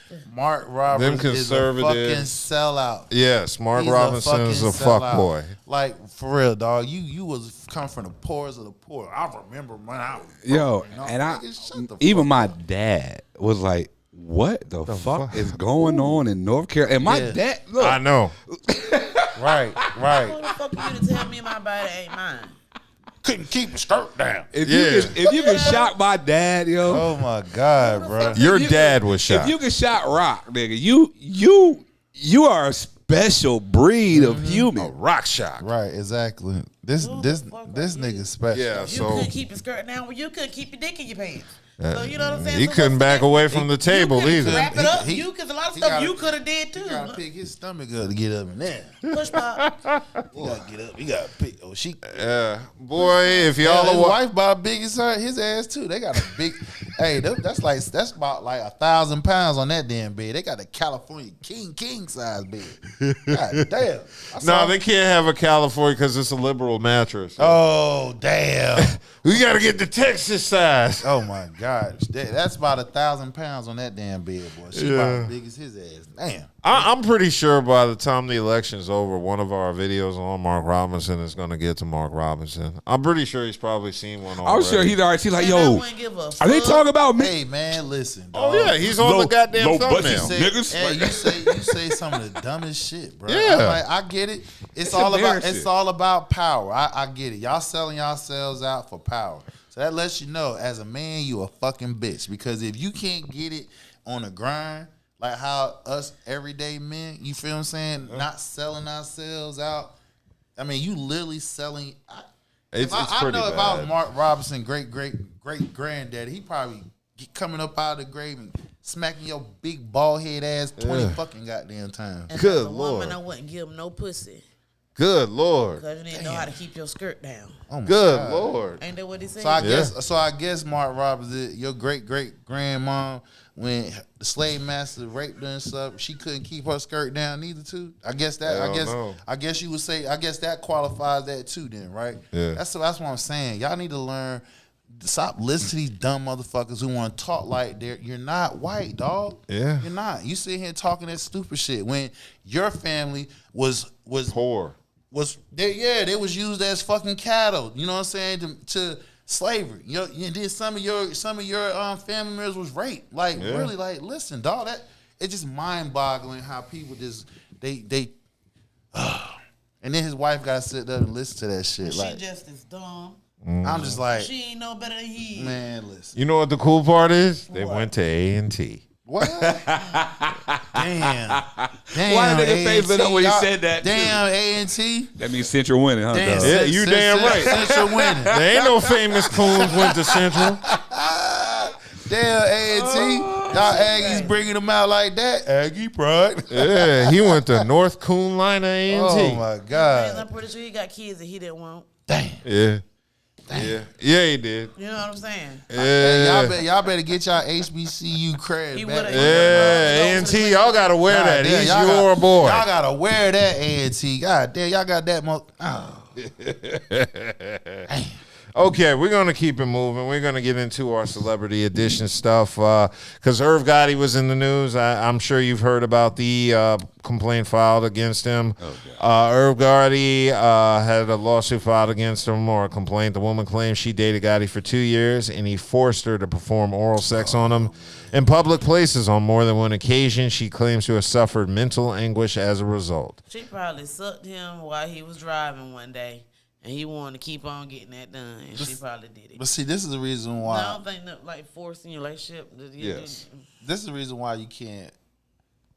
Who said it? Somebody said you gotta believe when somebody come out. You can't do that because it be so. Believe all women? Yeah. Oh, never. You can't do that because there be some hellacious ass shit that be popping off, and it's like Like, don't you know somebody can literally go to prison behind that bullshit? You know what I say you to gotta know you gotta be able to figure out the shift through the truth and you know the lies. Yeah. You know, there's some things you can tell when somebody is saying, you could tell they're genuinely telling the truth. Yes. You know what I'm saying? And there's some things that people say shit that you can know this bitch straight line. Well, You just gotta know, you know what I'm saying? As a person, just be, you know, a little mindful of what the hell's going on around her. When did she say this? Why did she say it now?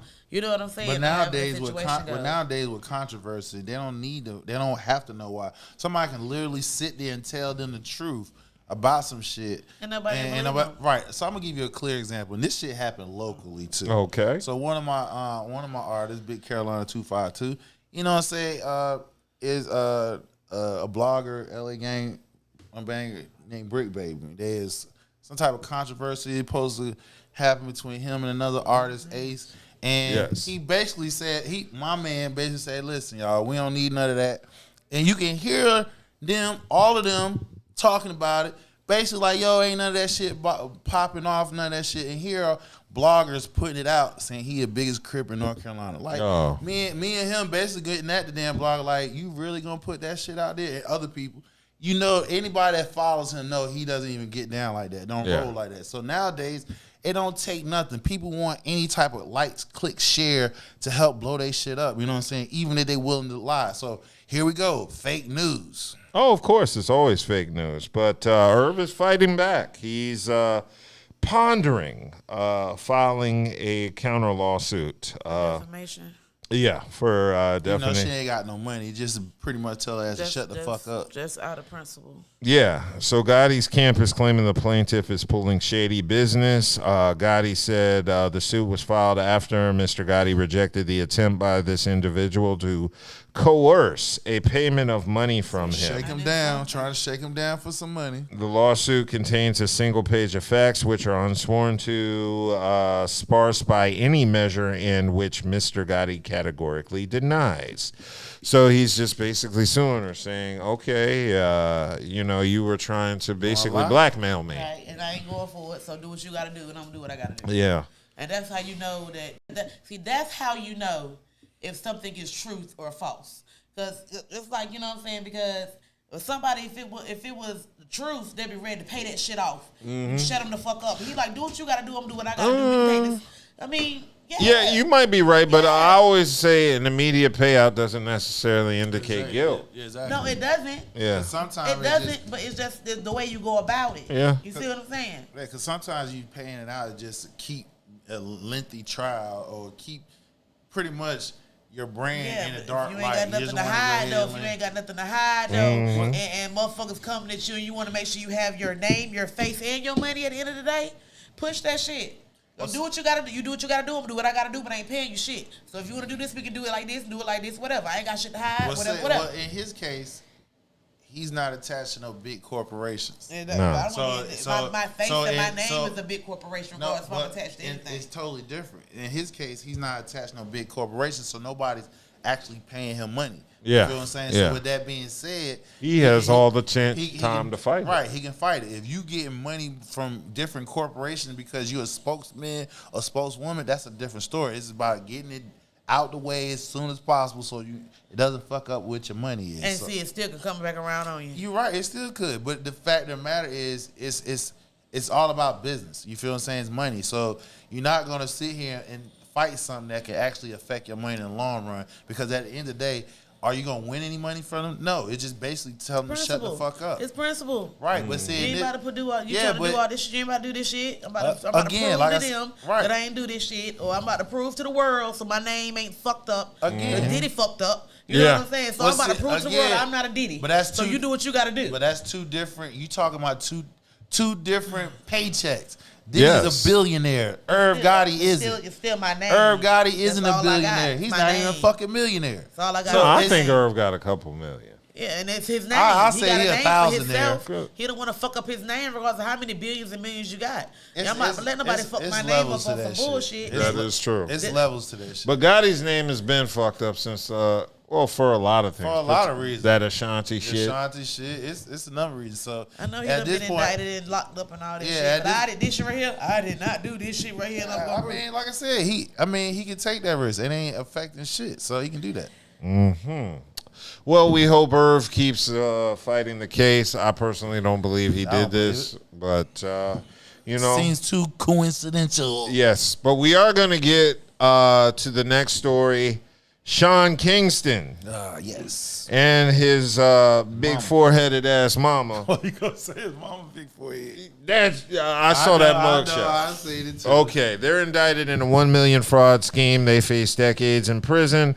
They made their first appearance in Florida federal court Friday after being indicted for wire fraud in a phony scheme for a minute too. to buy more than $1 million worth of luxury items. So basically, they're charged on 1 count of conspiracy to commit wire fraud and 5 counts of wire fraud.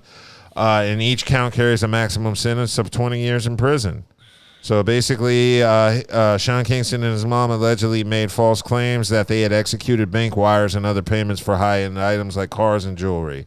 And they were arrested. That's wire fraud. They just didn't pay their bill. That's all. Yeah. In other words, people, they just didn't pay their bill.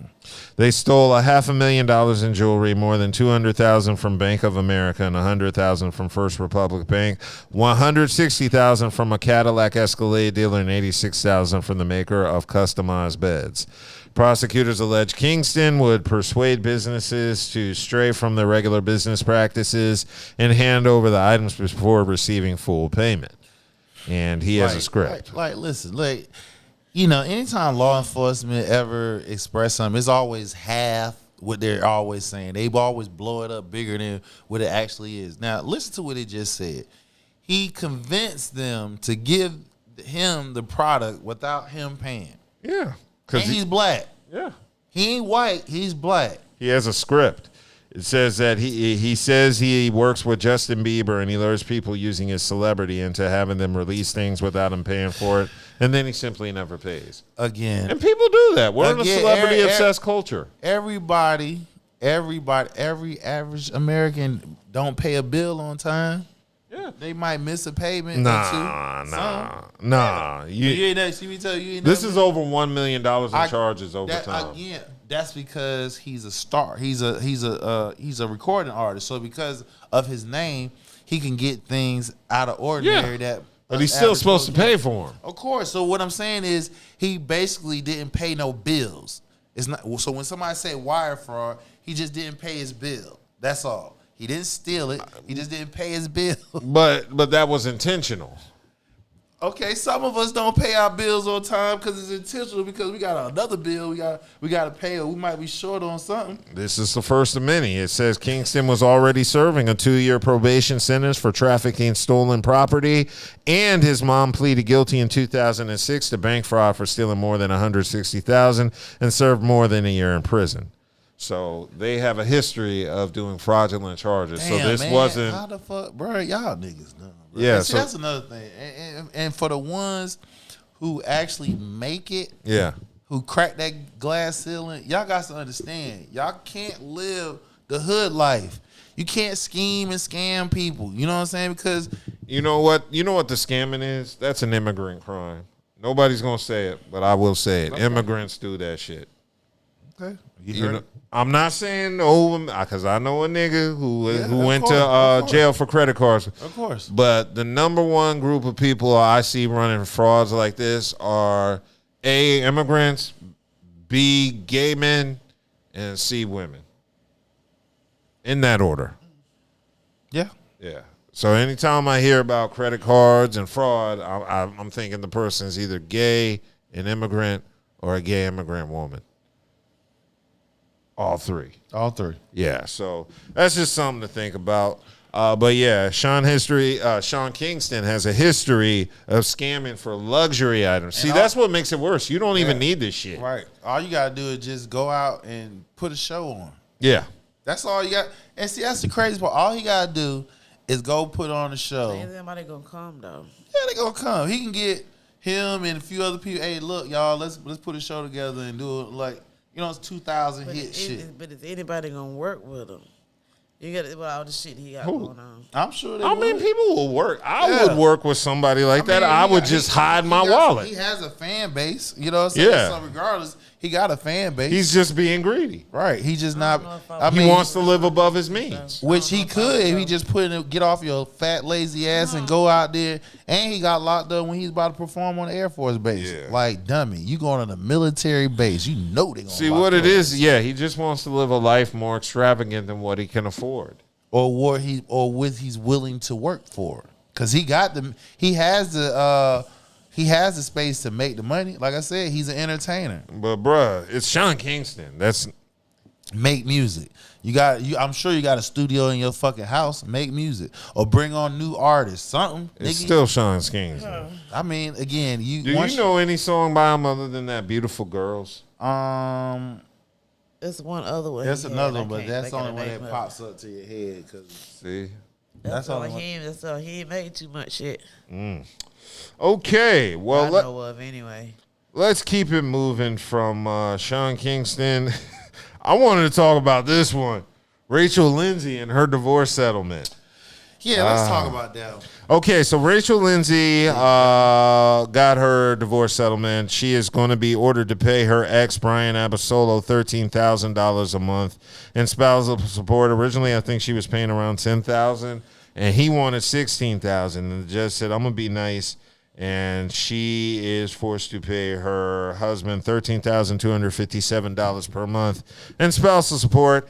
And while the court has put off determining whether Lindsay will need to make retroactive payments, she will also need to send Abasola $15,000 for his attorney fees and an additional $5,000 for forensic expert expenses per the filing. So what are forensic experts? I assume basically they had to comb through all the money that she probably try to hide. Okay. So this spousal support decision comes less than a month after Lindsay accused the chiropractor of misrepresenting his income and his request by claiming his annual salary was only $16,000. So there's a lot of shady shit. Here we are, a snowflake just got over on a sister. Ooh, I think this is a trend between Holly, Berry, and Stacey Dash. Y'all see, you gotta be. Hey, listen. It'll be Candace Owens and Serena Williams in the future. Right. Actually Serena, her husband makes the most money. He's a billionaire. He's a billionaire through Reddit? He's a billionaire. Oh, okay. Yeah, so he makes the most of that she'd be all right. Okay. But it just goes to show that these snowflakes, when they get in that courtroom, boy, they put on them crocodile tears. Yes. Your blackness is thrown back in your face again. Doesn't matter how much money you got, what's your damn credibility, whatever the case may be. Y'all got to understand the big picture of this. This sister got paid this dude this money. I'm just saying. And he's 44 years old. Right. And she's what, 39, I think. How long they was married? They was only married, I want to say like a year or two. Hold on, let me see in the article. Not even 3 years. Yeah, but get this. Since they separated, she's paid 100% of the mortgage, property taxes. So he been living free off homeowners insurance, maintenance and repairs, utilities, and costs to care for their pets on Brian's behalf, while he refuses to vacate the home. And my sister better stop being so damn accepting. Okay, so he filed for divorce in January after 4 years of marriage. They met on the season of The Bachelorette 2017. It looks like it was going. She did a podcast in June 6th, and she said, of course, she did not have a prenup. Despite being a lawyer. You big dummy. Now, you know what? Since learning that, you stupid. You deserve that shit. Yes. And you know why she didn't have a prenup? Because he was white. Right. Now, that was a black man. She would have had one. Oh, she would have had a prenup and everything. There would have been a niggas ain't shit clause in there. Where nothing. He got to pay her money and he fuck up. Got bamboozled, didn't you? Yeah. Got your motherfucking 2019 to 2023 is how long they were married. He ain't even put in 5 years. He cashing in on your ass. God. And how long does he get? 16? Yeah, exactly. Usually it takes you 10, 20 years. He ain't even put in 5. He gets spousal support of 16 or 13,000 basically a month for 4 years of marriage. Man, that Bruh. that better been some good ass dick. That's what I'm saying. They got Indian women switching their whole morale system. Their whole culture system. They got black women paying 13,000 a month. God, Dude, we got some black dudes that did some dumb shit. what? I'm just asking because we on a roll here tonight. Oh yeah, niggas do dumb shit every week. I'm just saying we on a roll here tonight. Oh, speaking of niggas doing dumb shit, Antonio Brown and Little Kim are a couple now. So What? Antonio Brown and Little Kim. yeah, I know y'all saw that video circulating on the internet, the one I shared in I the thought chat. Little Kim was somebody else. I thought she was with a young dude. I thought she was too. I miss the old Lil Kim. I did too. I think Little Kim misses the old Little Kim. Right. She Yeah. got chopped all the hell up, man. She don't know where she comes. So they were. I really wish. Yeah. I just wish she never. You know what I mean? Like this. chopped herself up. Yeah, man. But that's the way society make them think then too. Oh, They yeah. want pretty enough, or they need to be lighter or smaller to get the money. You gotta look a She certain was way. already small and all I know, that shit. but Like you she just know- had to. you know- All she you had to know do how was that just goes. accept herself and But grow. some people just couldn't do that. They people- chose the money over People, themselves. you gotta really be in tune with yourself. Don't allow outside pressures to put Exactly. you in places where you know that you don't belong in. You know what I'm saying? At the moment, it might sound good to think it was good, but Right, then but after a while, you look back at yourself like, It's what a lonely happened world. to me? Right. Lonely. So, Yeah, so basically, there was video released July 17th of Little Kim and Antonio Brown at a New York yacht party, and it showed them just basically getting flirty, getting close to each other, just kissing each other. They ended up you know, kissing see each two other. people together, say they're together. But that maybe they just fucking. Look, hey, I know because You know what I'm saying? Maybe they just getting it in and they just. I happily know, getting I it know in. that for a fact. That Because don't make people be them together, saying put them somebody together. near me, they be like, "Oh yeah, I don't that's your know girl. who's the bum in the relationship. Is it Antonio Brown or Little Kim? 'Cause Maybe neither one of them. Well, Antonio, he retired from the NFL, so he always get a check. Maybe neither one of them are both. Oh, wrong he in a gets the relationship. pension Maybe and they all both Yeah, that? he gets a love each other. pension. So NFL, that was a big thing about OJ. They couldn't touch his Yeah, they pension couldn't for- touch his NFL pension. NFL pension, so he gets a pension. He retired. He gets a pension. Oh, and he can murder a white woman and still keep the pension. Winning. Okay, cool. All right, let's pray for Antonio Brown and Little Kim and hope they realize who each other is and find other people to deal with it. So, I mean, they probably something right quick. yes, what happened? This right here just been bothering me just a little bit. Okay. Brandon Casey from Jagged Edge. Oh, yeah, he's in Y'all a... heard about him. Okay. car send out- crash. Send out because no, it's not looking. Oh, yeah, shout out to Brandon Casey from Jagged Edge. Yeah. Isn't he one of the twins? Yeah, Yeah, he's one of the twins, and they said he had a Did they say he broke his neck broken and back? neck, broken back, broken ribs, and Yeah, he's broken up. something up in his skull. I think he had shattered skull or something like that, fractured skull. Or something So like he really got that. hit. he got messed up. Oh, man. speaking of which, What? I gotta shout out my homies, man. Like YK, Big Extra, they was in yeah, an that was an accident too, too. yo. Yeah, they sure was. Yeah. Okay, yeah, it says, Brandon Casey should be dead after breaking neck and skull in car crash. Yeah, so it looks like it happened, when did that? July 11th. Yeah, a few days ago. They gotta be careful out there, people. See Yeah. the car. The car is total, of course. I'm pretty That's sure. just like when Coop, y'all remember Coop's whip when he was. Yeah. Good Lord. Yeah, did they say what happened? Like, I'm They trying really to... didn't reveal like the details of what caused the crash or how it happened right now yet. You know, I guess they're just really focusing on him getting better because so much is broken up on him. Yeah, I'm pretty sure.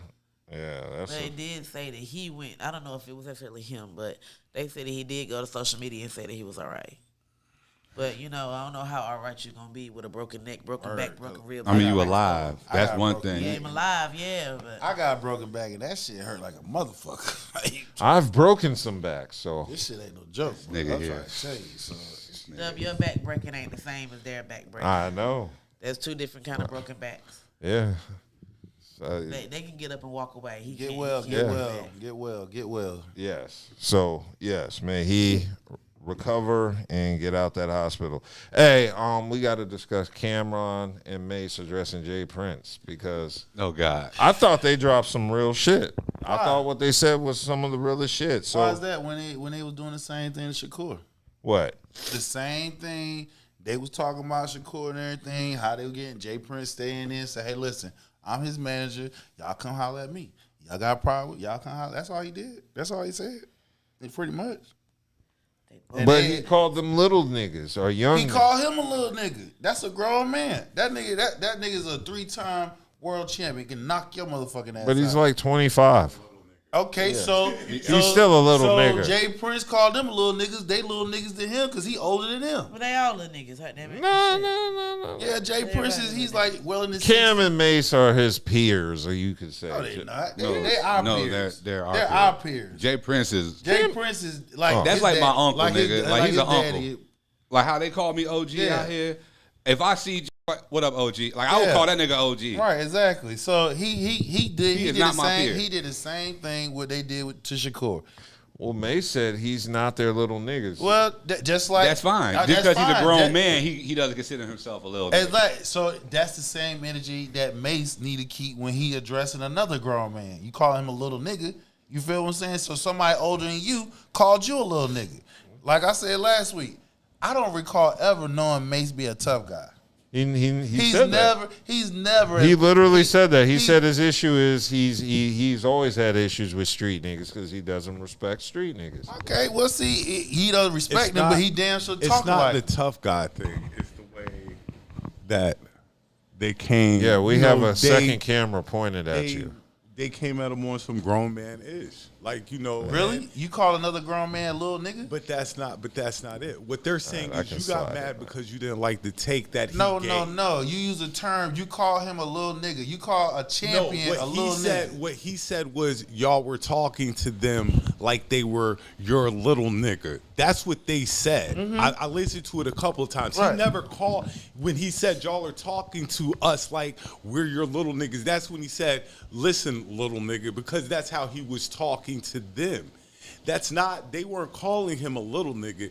And for Jay Prince, like I said, my whole thing is leave it alone. They right. Everybody has their opinion on this situation. Yeah, it's Y'all an got opinion. mad, They're not right. That's their opinion. but a lot of people share that opinion. Opinions are like assholes. Just like a lot of people share my opinion that what Shakur Stevenson doing, for starters, like I said, everybody talking, they're not paying attention. Number one, when But Mace- you going into this rant about what not a should rant. stop. Yeah, How the but fuck yes, is a you- rant? li- No, li- let Branson explain. No, what you're getting ready to do is go into this rant about what Shakur. It's not a rant. You're- That's but facts. you keep stopping me.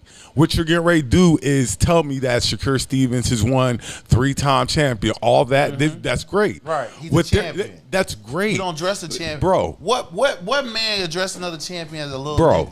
Bro. All they said was he's born. That's all they said. It's an opinion. It's still a disrespect. I don't care what nobody What's say. disrespectful You about sound- it? Okay, listen, bro. Number one, Mace is not a fucking boxer. Number one, he don't even know what he don't even Why you know looking at me? the Because concept he of don't boxing. know how he Why you sounds. looking at me? Because he's sitting here saying it. What Why does you that? looking at What me? does that have to do with them boxing or not? They're you- watching it. Stop. They're watching it, so they Yeah. see what they see. If they're Okay. watching it and they say it's boring, then they see it's boring. Okay, well, we talk about niggas who don't even work out. So what the fuck? They can't even What go. does that got to do with the has a price lot of to tea go- in China? Listen, it has a lot to go with it. When you want to put an opinion on something, must have knowledge of what you're talking about. They don't have no knowledge what the fuck they talk about. First of all, number one, for somebody who has practiced that sport, none of you niggas can last one round. Nobody let alone is 10 saying rounds. anything So like gotta that. hold You on, getting the- hold on. When casuals talking Taking it about personal. something they have no knowledge about, that's the whole. Can I that's ask the whole you? I thing. got one question for you. We've been watching boxing how long? 30 years, maybe. Mm-hmm. So you can't say that So they you don't got- know what so- they're talking so, about. yeah, We've been you're right. watching I'ma tell boxing you why. matches I'ma for tell you why. 'Cause years. niggas- I'm gonna tell you why. Cause niggas got boring when Tyson was knocking motherfuckers out in the first round. That wasn't boring. That wasn't boring. Yes, the fuck they did. That wasn't boring. Yes, the fuck they did. Cause the motherfuckers didn't even. It hurt pay-per-view sales. Motherfuckers wouldn't even buy pay-per-view. That's a lie. They were still buying pay-per-views. Say what? They were still buying pay-per-view. Right. We just knew we had to get to the fight early because Mike was going to be done early. Nobody was. Yo, you had Mike Tyson fans and boxing purists want to see Tyson because he knocked him out. But the average Joe was not buying them pay-per-view fights when they know it didn't last long. That's the reason why Floyd came up with what he did. I don't know what he's talking about. The fuck you mean you don't know what I'm talking about? Because if you watch boxing for 30 years, nigga, you slow know down, what I'm slow talking down. about. Yeah, I do that because doesn't make any sense. It does make sense. You talking about because you're yelling at me. Because you're yelling at me. First of all, if you let me finish my point and stop trying to be a smart ass, I can educate you on some shit. Go. Number one, the nigga said he got pillow hands. Them same pillow hands will knock every last one of these niggas in here. Both of them niggas out. The fact of the matter is, what people's not understanding is everybody talking about his fights boring. I seen 2 of his fights. 2 of them live. The nigga can fight, bro. I didn't say he couldn't fight. I'm just saying he's boring. Hold on, bro. This is like any athlete. If you don't have a contract signed to where you got money lined up, you're not going out. That last fight was his last fight for top rank. Can I just say something? Because see, this is my thing. Entertainment is like, remember the Prince? The Prince was super entertaining. Bro, ain't nobody entertaining. Stop. Can I finish what I'm saying? You gonna speak on it? Speak on it. He ain't gonna let me finish, is he? I'm just saying, entertaining. Roy Jones Jr. was entertaining. Who was the white kid? The white kid that Manny. Morrison? Manny's entertaining. Who was the white guy that fought Floyd? That Floyd beat everybody. No, but Mickey Ward, was it something like he's entertaining. Canelo, he's entertaining. Like do not Canelo get money though? Every fight he I'm just giving you money, so he's got no choice but to fucking be entertaining. Shakur Stevenson, that was his last fight for top rank. What? So it was his last fight under top rank, meaning he's a free agent. So this is definitely a rant. So like any other goddamn athlete, if you don't have that a long-term contract signed to where you can go out there and perform, you're gonna do with so much. So I'm gonna give you an example. They brought up Mace brought up Abdullah Mason, right? Talking about how action-packed he was. And like I was explaining to my homie, I said the difference is them niggas hungry.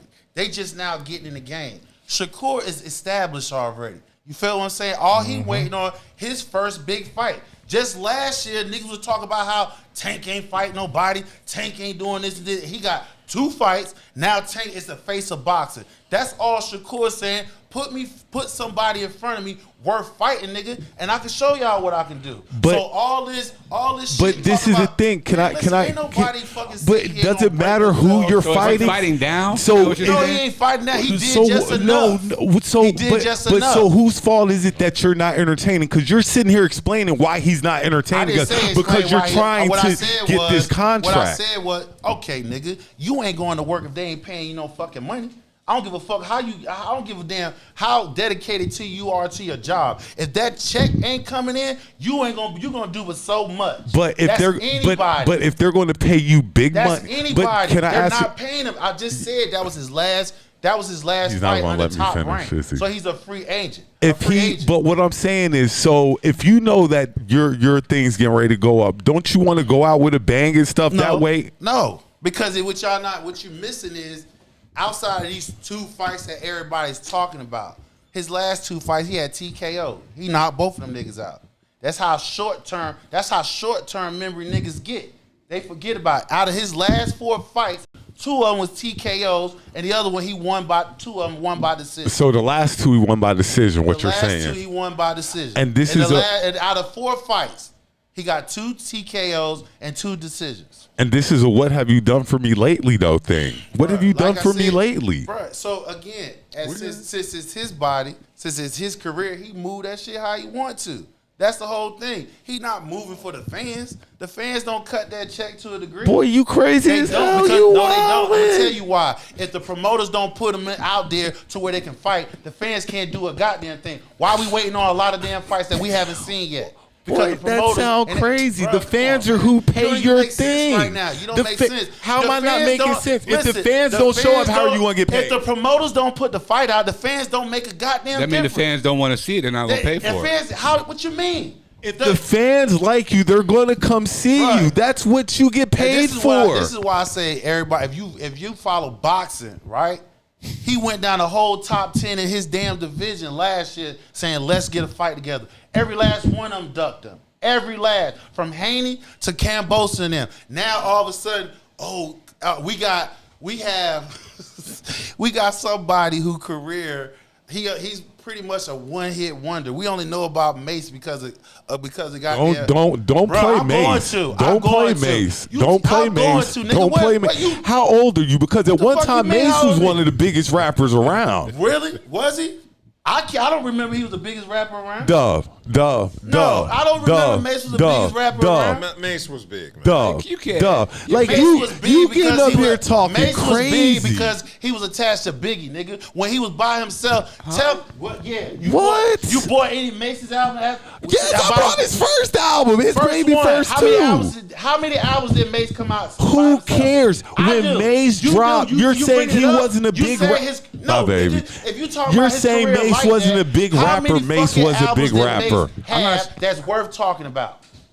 How many albums? You asked me Mace was the when. face of hip You hop asked for a me moment, when was One Mace a album. big rapper, One and I fucking said album, but his fucking career is all that. Nigga, fucking Shakur Stevenson career is bigger than his. The fuck you talking about? The only reason why motherfuckers Boy, know you- Mace is because of goddamn, like I said. Because of his leg work.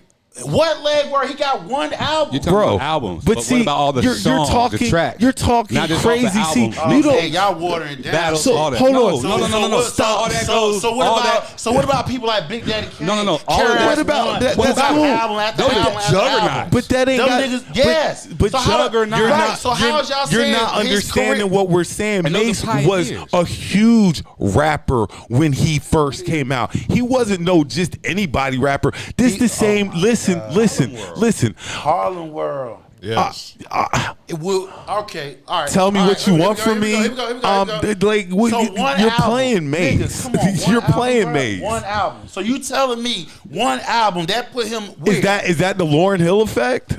Lauryn What, say- Hill? say- No, say- fuck say- no. Mace Lauryn had Hill- more hits. Lauryn Hill got. How many albums with has Lauryn Hill nigga, got? She with the Fugees, bro. So you can't do that.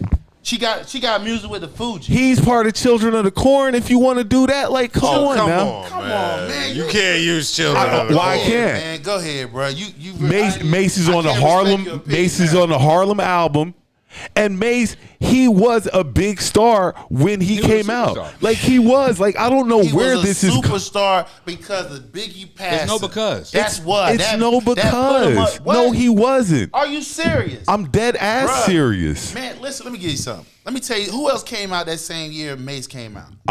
Pick any of them. All Bad And I Boy know they came out got- about the and I same know they got time. more than one fucking album. We still. But that has 94, nothing to do 95. with the Exactly. album. So take your It has fucking nothing pick. to do Who with the else? album. Fuck, It all right, has here to we go. do with 94, who he, 95. what's Fuck his goddamn name. Mobb Deep, nigga. Mobb Deep. They got fucking how many albums? At least 5 of them. Okay. At least 5. That we talk about every last one of them. Mace got 1. And you talk That's about it. his career was what? His shit. Only reason why we talk about the You nigga said because of Biggie. that he wasn't a star, and I said you're wrong. He was a big rap star. He wasn't just a star. He was a huge rap star. So you're not He's a giving huge Mace rap his star. He's a- props. bruh. So he's featuring on Biggie's tracks. He did one joint with Junior Mafia. All you gotta do is say you And don't like him. it's not about liking him. It is. It No, is. it's not. Because you're what trying- I said was You're discrediting hey, listen, him. bro, That's I what you're doing. understand- Hey, listen, I understand. That's all that You have is. a hard time keeping shit in perspective. What I said was, you said one fucking What album. perspective? You said who is Mace? Exactly. I said, And who I the said fuck he is was Mace? one of the biggest rappers at one time, and you keep saying No, no, he and wasn't. you're wrong. No, you that's say an it? opinion, You're nigga. okay. Do you have the same opinion? That's y'all Do have you, the same opinion. Dub? Do you have the same opinion? Opinions are like Hey, assholes. you know what? Yeah. Put a fucking poll up on this shit. And I guarantee you, motherfuckers out here will not say he was a fucking What y'all He say? was a I superstar. say Mace was not Mace a was superstar. No, he bro. wasn't. At one He point. wasn't. So you're telling all three of us that he wasn't a No, superstar. I don't give a fuck if it's 20 of you niggas. If I say he wasn't, nigga, he wasn't. That nigga was a. Again, I give him a and here we star. go again. I give him a star. It's just an opinion.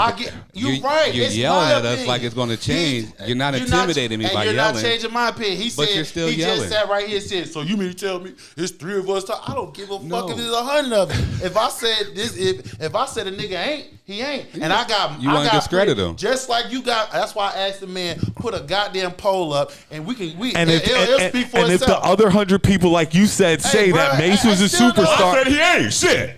I still don't. Like I said, But one that's album, your, dog, that's one. your, and that's One. cool. One album. But it's One. not off the music. One. Mace wasn't all about music.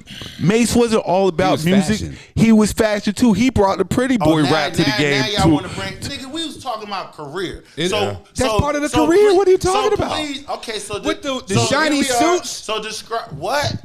Who bought them? I did. That was Diddy. That was Diddy and Mace. Okay, so And with their backs to each other with the bright lights in the hallway. The culture you So- always so talk about again, with Kendrick and you're stuff right. like that. So That's again- part of the culture so too. again, you're right. What are we I'm not missing? in questioning that. So what I'm saying is, you once again prove what I'm saying. He's attached to Biggie. He's attached to Diddy, and he got one fucking The album. label. But what's that matter? His name still is big. He's still big. So what I'm saying is, you put his career as Shakur Stevenson's career. Shakur Stevenson's career is a lot more established. No, I would. At the same age, as Shakur Stevenson is That now, is true, as they Mace were the was, same he's age. more established. Yes. I wouldn't say that. I wouldn't It's say facts, that. nigga. How old is Shakur Stevenson? Isn't he like 20? 25. So like you're 20, telling me at 23, that- something when like Mace that. was the And same age, when Mace was 23, When at the he top had of his just shit, blown up, So and what? he was one of the most popular rappers in the If world. you put Mace at his top of the game when he was 23 and Shakur Stevenson right now, Shakur Stevenson is beat him. Remember, we talking about features with Biggie, features with Diddy, and one album. This man here got 3 world champions and a silver medals in the Olympics. Let that just sit out there Aren't for a those minute. two entirely different? But career what does paths? that have No, to do we with just- stop? see- But what's that got to now do here with we his? go. Now y'all his- No. If Hold you on. What I'm wanna trying to move- say. Hold on. His I name. said career. Hold on. Slow down, Tito. Good goddamn. Damn, Tito, slow down. Can y'all just slow down for a minute? Ah, Breathe. I'm breathing. I'm chill. Both of y'all sound wild right now. Yeah. We do? Yeah. Or it just say like just going back and forth? No. What is supposed to be a calm? This supposed to be a calm. I'm not saying it's supposed to be calm either, but y'all, Okay. some of the points that y'all are trying to make stick ain't. I must say. I said career.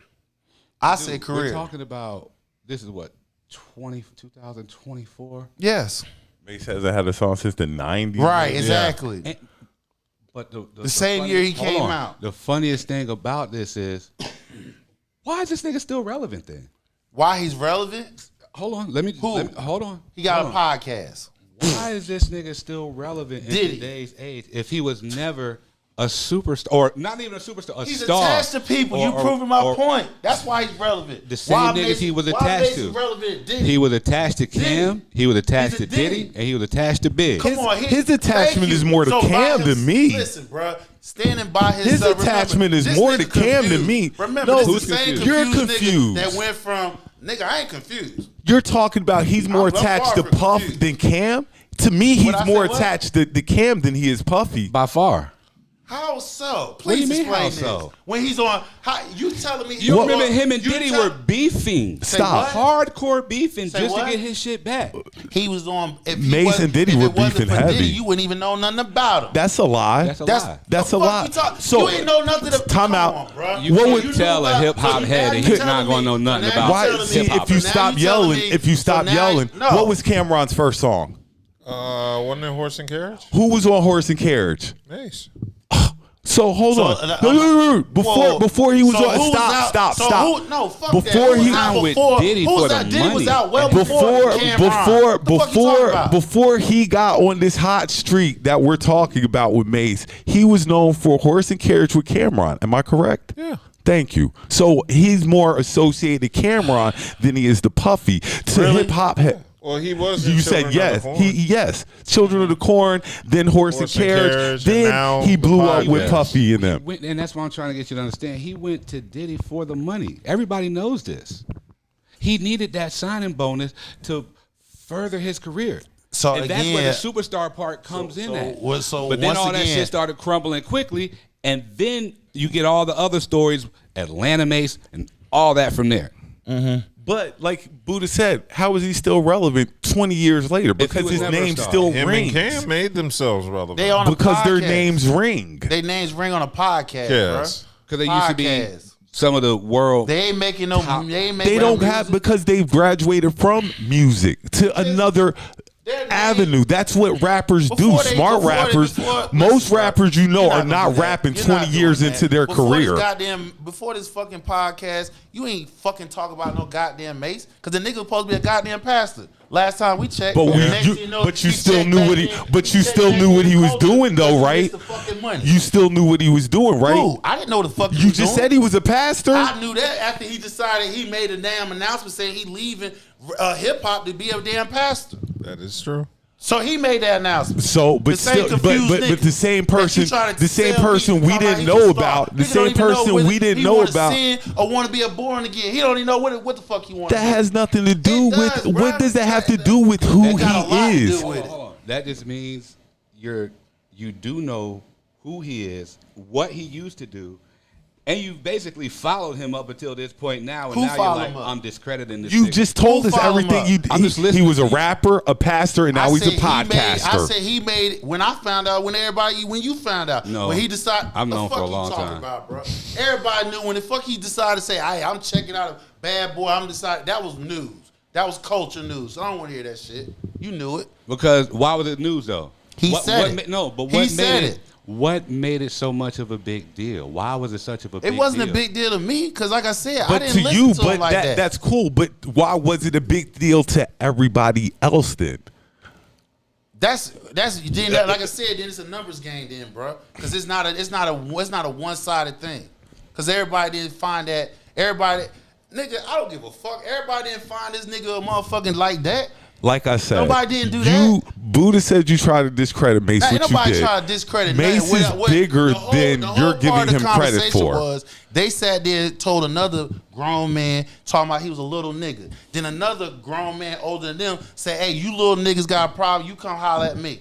Then they had a problem with that. What? That's all I'm just saying. The way he said it was in a threatening way. And so they came back at it like, who handles business like that in this day and time when you're 50 or 60? Like he said, you don't want to be a you don't want to be They sat there and was disrespectful to a fucking 3-time champion, and then his manager because they said he wasn't. He was born. They were being disrespectful. Outside of saying he was born.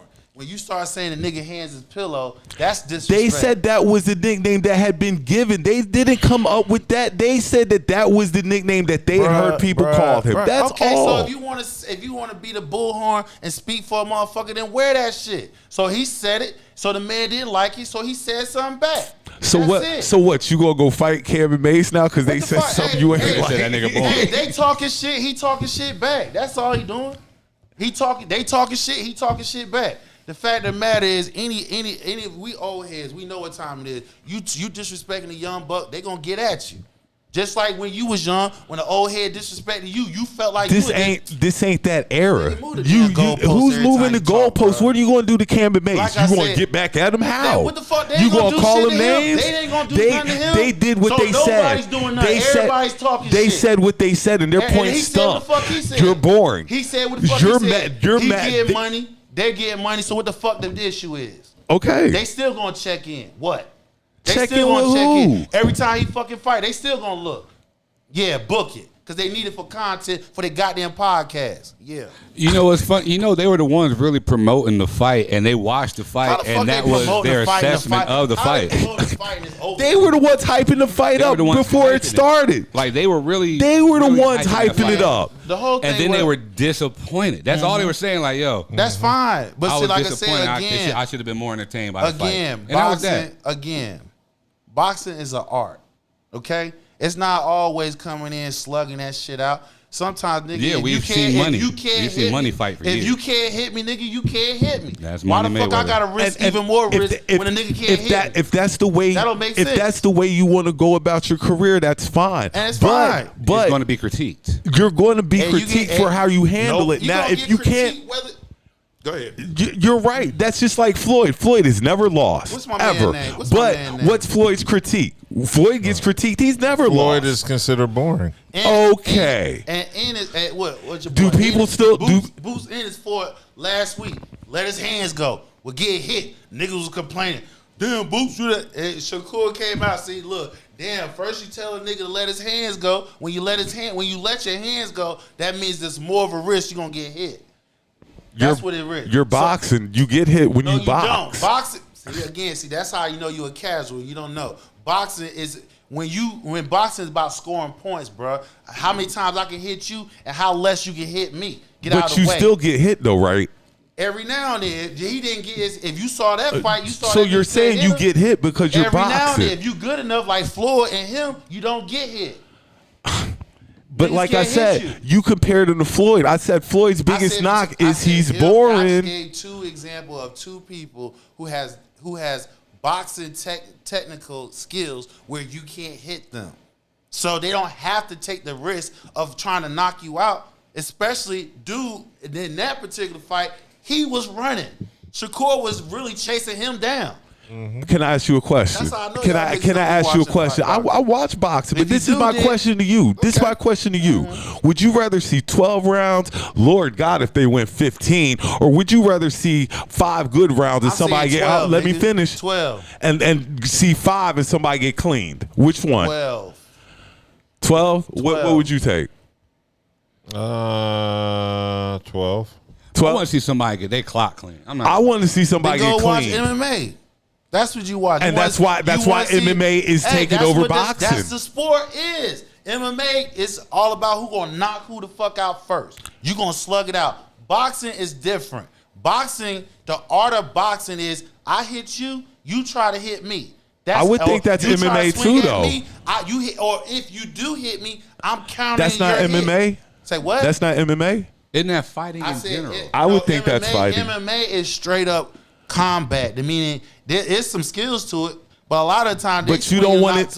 But you don't want to get hit either, though, right? You don't want to get hit either, though, right? 4-ounce gloves versus 8. What's that mean? It's a lot, nigga. 4 ounces. I understand, but meaning I- 4 ounces, you gonna feel I that still shit. don't That's wanna get almost hit, my though. goddamn knuckle hitting your ass. I still don't want to get hit by the 4 or the 8. I don't wanna get hit. On it, if you get hit one time with a 4-ounce glove connecting versus an 8-ounce, it's a big difference, bro. But I'm just saying, you don't want to get hit in either That's sport. not the point. The point is the 8-ounce No, glove. that is the point too. The point, no. The point is, nigga, the 8-ounce glove is a lot bigger than a 4-ounce. So if you hit somebody with a 4-ounce, you're more likely to get knocked the fuck out. But what I'm saying is, you in either boxing or MMA, you're still not trying to get hit. You're not trying to get hit. You're not trying to get hit. counter, and you're trying to make The sure you're difference not is- the one on the mat. You But want to the get difference points is as in well. boxing, you get points for jabbing, contact. If you jab, or you can throw, like he won the fight before. He won with one hand, straight jabbing the dude. And this is another thing I have a problem with. See, you're about this points and stuff like that. See, if you get somebody get knocked the fuck out, I ain't got to worry about the point see, that's system what I'm saying. because You're the point system already going to be So kind of you're not iffy a anyway. boxing enthusiast. That's the whole thing. You're not. Because a boxing enthusiast, it doesn't matter if a nigga gets knocked out or not. It's the art of it. The art of it in that particular fight, dude could not hit Stevenson. He was sitting right there as he throwing multiple combinations, Stevenson blocking it. Stevenson chasing him down because when he hurt him, when Stevenson, every time he combination him and he hurts him, dude runs. Stevens chasing him down. Why I'm gonna tire myself out? Because that's what the fuck you would do, chasing the motherfucker down. I'll corner his ass, cut him off, throw the punches I need to throw it. Now, within the fight, he had a couple of technical issues. The reason why he couldn't throw the many punches he should. Like for instance, when every time when he was up in the pocket, dude threw a combination, he did a jump back step. He jumped back too far to where he couldn't throw his combination. See, only a real boxing enthusiast know that shit. Casual just look at, oh, he ain't throwing his hand, he ain't letting his hands go. It's technicality of issues and angles and stuff that you have to perform. And see, this so is you can get that knockout. This is where the fan thing comes into it, which you don't really care about the fans, like you said, fuck the fans. But see, this is where the fan thing comes into it, because see, if I think you're exciting, I'm going to buy your event because I think you're exciting, I think you're worth it. But if you're sitting here telling me, well, he's just going to hit him and then he's going to do this most of the fight so he don't get hit, I'm probably not going to buy the fight because it doesn't even sound like it's going to be entertaining. But let me tell you why regardless you're going to buy the fight. You know why? Because it's called an undercard. So whoever's under that undercard is excited, nigga, you're going to buy that fight and you're going to watch it. Why am I buying a fight for $50, $75 for school you on the art of the business, people you don't even want on to listen. the I'm about to school you on undercard? the art of business and you don't want to listen. You're talking about the art of business. We're just talking about fan stuff. As fans, so nigga, let me slow it down for you. You're not slowing it down. I am gonna slow it down for you. I'm gonna slow it down for you. So you got somebody, you don't even know what the fuck he's gonna do. You assuming it's gonna be a boring fight. But just like that undercard, you have Abdullah Mason, you have fucking Davis on that card. So if you spend $50 to $75 to see the fight, not because of the main person, because of everybody else up under it, you're gonna watch the main one too by default, because why? You paid for it. So even if he's not it, whoever's under that undercard, you still gonna buy it. But this is my thing. What made me buy it? It wasn't the fighters fighting on the undercard. 5, 6, 7. Yes, they did. Yes, you did. If you're a boxing enthusiast, you knew about Abdullah Mason. Hassan, I'm telling you, for me, No. I get it. For me, if I buy anybody's pay-per-view, I'm buying it for the main event. Okay. I'm not buying it because, oh gosh, the second undercard fight is going to be amazing. No, I bought it for the main event. I didn't buy it for the undercard. Okay. So you prove that's why you just like even when they did the wrestling and all that other stuff. That's a casual move, because anybody who watched boxing outside the main event, that's what fans do. You're going to watch fans too. No, that's what fans do. Bro, if you're going to watch the fight at a boxing match, at a boxing ring live, right? Outside that main person, you looking at who's on the undercard as well. No. I do. I don't care really who's on the undercard. So Hassan, it's the same this analogy. This is the part you're missing. No, this is the part you missing. It's the same analogy. You when want everybody to. You want everybody to be. I don't want everybody's shit. You want it's common sense, to bro. be. What you mean you don't want everybody's shit? You're not listening. Like you, but they're not. They're just casual fans who appreciate. But isn't that where the money comes from? I just sat right here and said, even if you don't agree with who's the main card, those who know boxing, right? But what about the ones who don't? I see now you want to interrupt me? You want to hear me out? But that's where your money's coming from. Nobody's interrupting you. You're not making sense. I am making sense. No, you're not. Listening. First of all, the only person you're making sense to is other aficionados. Go ahead, that's the only people you're making sense to. I'm gonna let you talk. I know, because you haven't let anybody finish your point yet. Let him point. But the only y'all don't like something I people said, that you're making sense to are, like you're saying, the boxing enthusiasts. But as far as a regular, just a fan, somebody who just watches the sport for fun, just on occasion, if they say, I have this person and this person fighting, who the fuck are they? I don't know. But if you're saying the main event is this person versus this person, Conor McGregor versus Floyd Mayweather. That sold me the fight. So I'll give you a prime example of that. I don't know who the fuck was on that undercard. Don't care. I missed every single one of them shit. But I know who the main event was. I watched the main one. Casual. I bought it for. So let me ask you a question. Where do you think your money comes from? That's the point. The aficionados ain't paying the money for box. Stop. See, there you go. There you go. What you talking about? There you go. What that you mean? Shit don't make sense. You buying a fucking hold on. You telling me you're buying a fucking a boxing match or MMA for one fucking person? Let me bust it. Yes. Yes or no? Yes. That's what I told you. That's like, okay, so boom. If you're going to make X amount of dollars from just the aficionados, maybe 10, but if the casuals, because the casuals where you make your money at, the people who just wander in and see it, oh, I want to put my money on this. That's where your excess money comes from. You want to impress the casuals, as you so-called call Yep, them. exactly. Because that's where your money comes from. So as a businessman, you should know that you're trying to bring in as many stop. No, ain't no stop. You're trying to bring in as many outside people. Outside the main card, you got other. So boxes. you're not trying to bring in as many people as possible to watch this event. So if that's the case, then right when they have a boxing event, right, they'll have or boxing event. You can do MMA. Fucking wrestling, nigga. Fake as shit. They will have that main event, that one event. That's all they selling. You know, goddamn well, ain't nobody. If that's all they was putting out there, nobody's buying that. That's why the undercard is important. No, it's not. As the children would say, that's cap. It's not crazy. That's big cap. That's not crazy. That's big cap. That's My not homies in crazy. Chicago say that's bad. Okay. That's big cap. Nigga, ain't nobody buying no motherfucking. Nobody buying no damn no $75 or $55 pay per view. Yes, they for do. one person. Bro, let me run something down for you. Just stop. Slow down. So I'm gonna run something by you real quick. WrestleMania, you know I'm a huge wrestling fan. So Roman Reigns and Cody Rhodes were the main event for WrestleMania 40. They were the main event. That's what sold all their tickets. Now, they had an impeccable undercard, but everybody knew Roman Reigns' name and everybody knows Cody Rhodes' name. Those are the two names. Did you know the undercard? Did you know the undercard? Who was on the undercard? I watch wrestling, yeah. Did you? Thank you, nigga. So you proved my fucking point. But when I watch boxing, Thank you. I don't give casual in boxing. But you need my money. Prove it. But I don't need your money, bro. What are you doing it for? I'm gonna tell you why. Because let me tell you something, bro. When business is constructed, right? This is why regular business is not constructed around black people. What am I missing?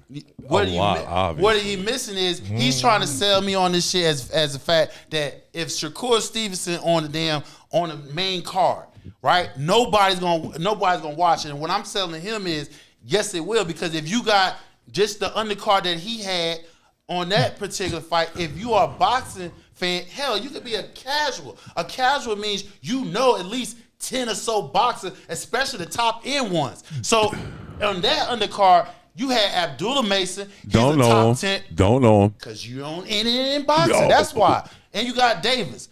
Them two right there. They knocked their guys out, and they're excited. On top of that, Abdullah Mason is a beast. Look him up, nigga, because you be talking about him next too. Like I said, the difference between them niggas and where Shakur Stevens is, number one, contract. Are they exciting? That's what he said. Okay, he said the nigga beast and excited. So again, you want to pick. No, the words out of his mouth. Yeah, they are. I just asked the question because that's what all this just fucking stem from. Are they exciting? Yes or no? They are. And you're basically now okay. So that proves this was a long ass. No, this was just a long ass rant. Like I'm saying, ain't no fucking long ass rant. We just heard, dude. We've been going on this for about 20 minutes. You 30, and this all stemmed from Cam and May saying this nigga was not as entertaining. But when you said the last dude name, you jumped up. He's absolutely exciting. Who's that? Abdullah, what was his name? Somebody you don't know. But did you say he was exciting? You said he was exciting. You said he was exciting. What's the point I just made? Which since y'all want to skip over the shit. I didn't skip anything. I just brought it all the way back to the beginning. This is the reason why. Hold on, bro. This is the reason why I even came on. I went down this road. He's saying, based on what Mason was saying, he's boring because that's a casual. I didn't say he was boring. I didn't. See, you're not listening. I said he.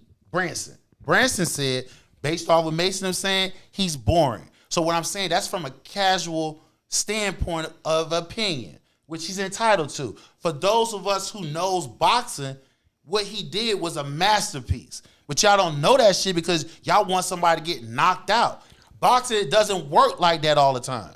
But what you're missing, I got my hand up. Was that fight entertaining? It was.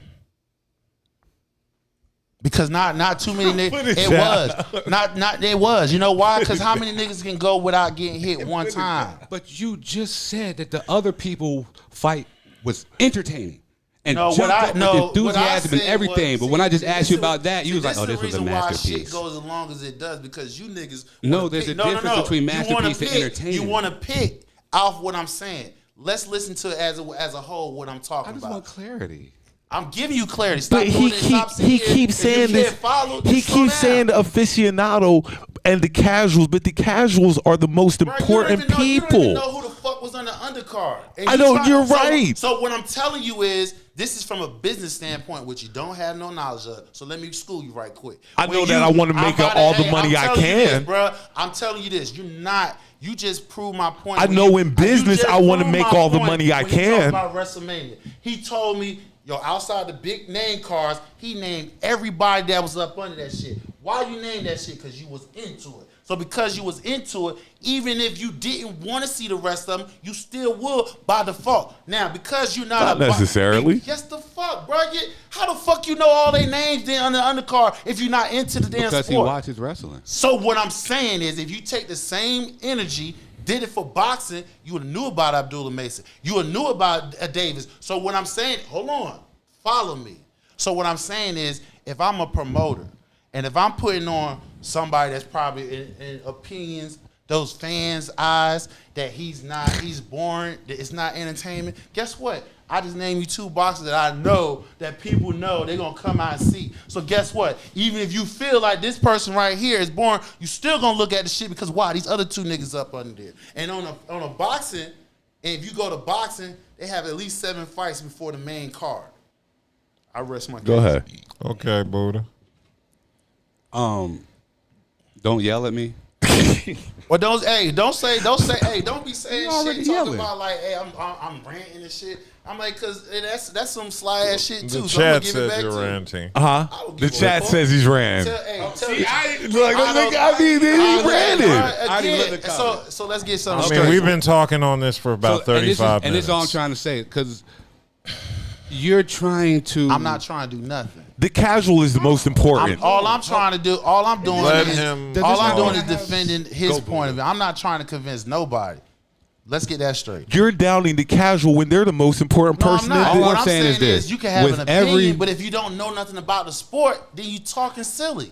That's all. With every business setup, and this is as far as I know for promotion in general. You trying to make all the money Shut you the can? hell up. Okay. I'm just saying. You have your main events. You have your main closeout, whatever it is, right? Right or wrong. Primarily, you're selling off the strength of the closeout. Primarily. That's what the closeout name is. The big stars, they're going to be at the end. Everybody that's under or before that, people may or may not know. They may, oh, shut the fuck up. Don't you, and God bless America. And this goes, like I'm saying, to concerts and everything. Any rap show. That's what I'm getting Any at. rap show. Especially in Raleigh. Any you rap can go show. to any one of these rap shows. You're going to have whoever is Local. We got blah, Local. blah, blah, the club Local. tonight, whatever the superstar is for the night. Before this nigga even gets out here, you're going to have some niggas you never probably even heard of in Local. your life. Whether they're hot, entertaining, amazing, Local. trash, Correct. or not. Correct. Whether you know this, and this is what I'm saying, you're missing, or there's a disconnect. I won't even say you're missing, but there's a disconnect. Just because you know the main act doesn't mean you're going to know everybody that's under them. That's why they're called undercards and opening acts and all that. I'm a casual. I casually watch a sport. Exactly. If I see a big name on the card, closing it out, oh shit, they're fighting. Bet I want to see that. That's the fight I want to see. I may not even know anybody else. May have never heard of another soul on the ticket. Okay. And that's more common than you think. Okay. Not all people function the way that you function. Just because they watch something that they get it down to a science and a technique and they become aficionados. So Not when we everybody playing- does it so like when that. we- 40 minutes. So when we playing a numbers game, because this is what it comes down to, a numbers game. If I'm a promoter or somebody's putting on an event, which you know this shit, right? However much money I put into it, I got to make sure I get that back, right? Yeah. Once I get that back. Bare minimum. See, this Bare is why minimum. this is why we going on. Once we recover that money back, right? Everything after that is what we want, right? It's up from That's there. the name of the game, right? So Casuals. That's where the casuals come in. Hold on. Let him finish. Let me finish. Casual. We got to move on. We're going eventually. to casual. The business model doesn't fit y'all. It doesn't. Keep it going. Because if it was based on casuals, the fucking sport the would be in craziest the shit I've ground. ever heard. So let's keep it Okay. moving. Let's go. Yeah.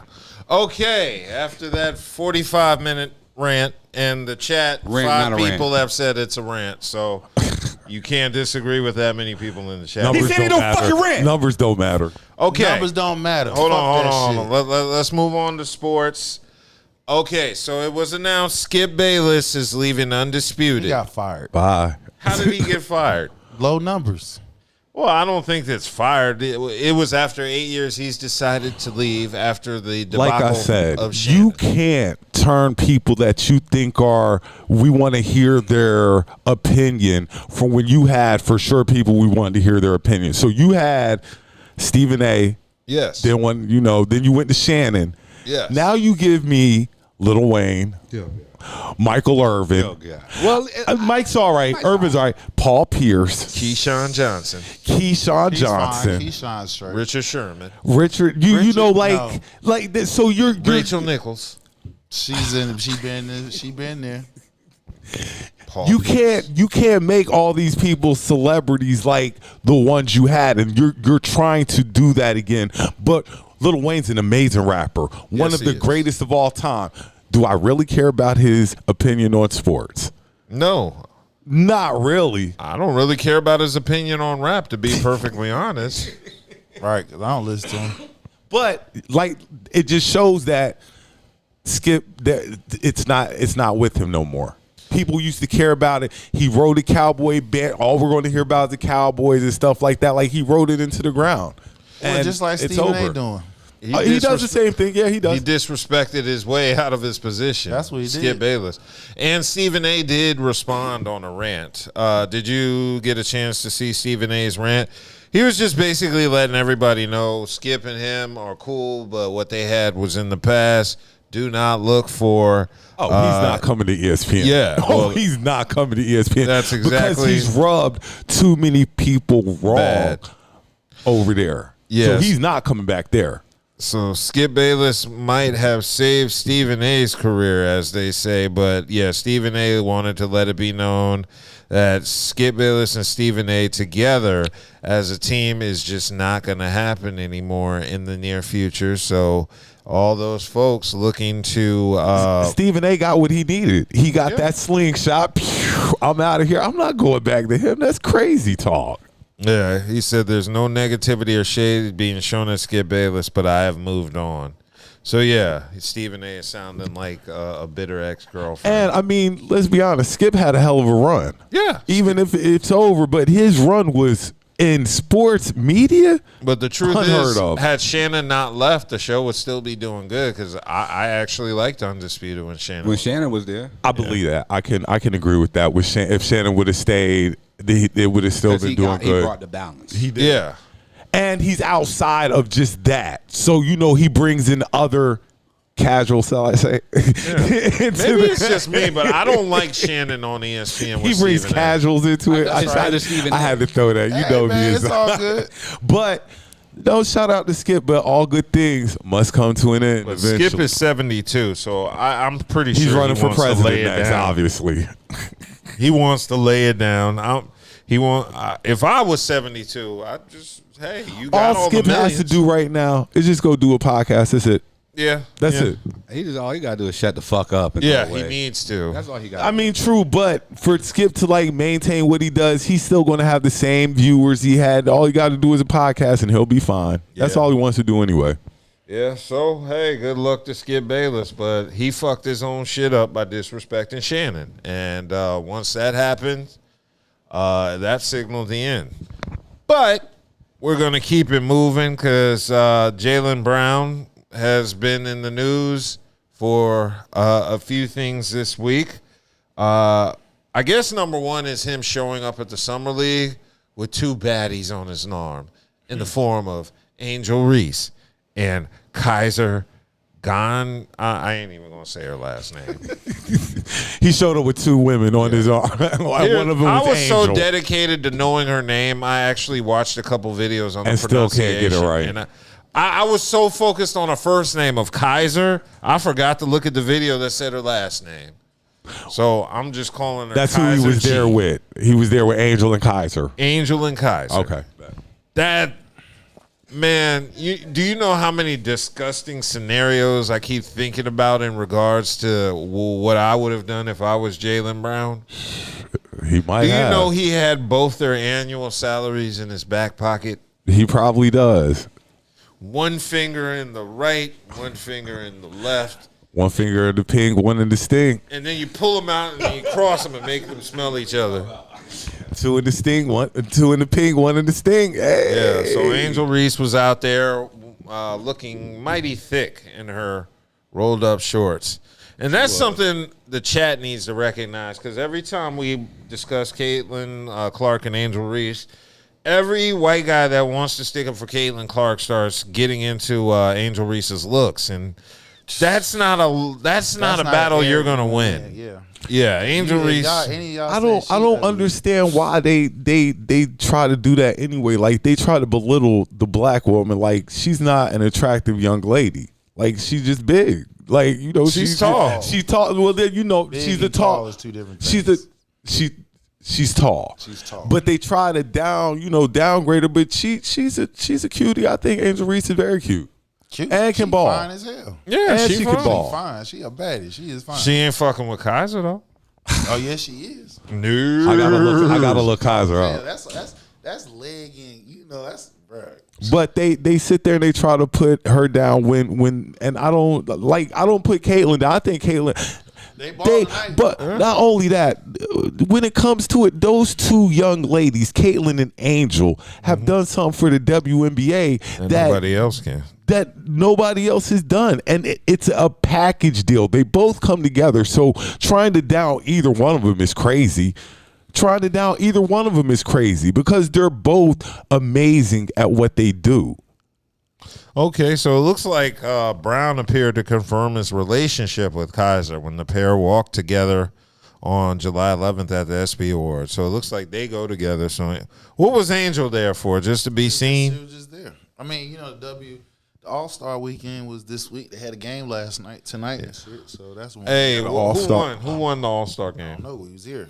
I was Well, at I mean, work. you could still pull it up on But your phone. give the W their due, because didn't the W sign a big contract? Yes. $109 million. God, I forgot to put that in the topic The list. Dub signed a big contract, so congratulations to the WNBA on getting this big contract. Rights. Yeah, it's TV congratulations. rights. And how much is it worth?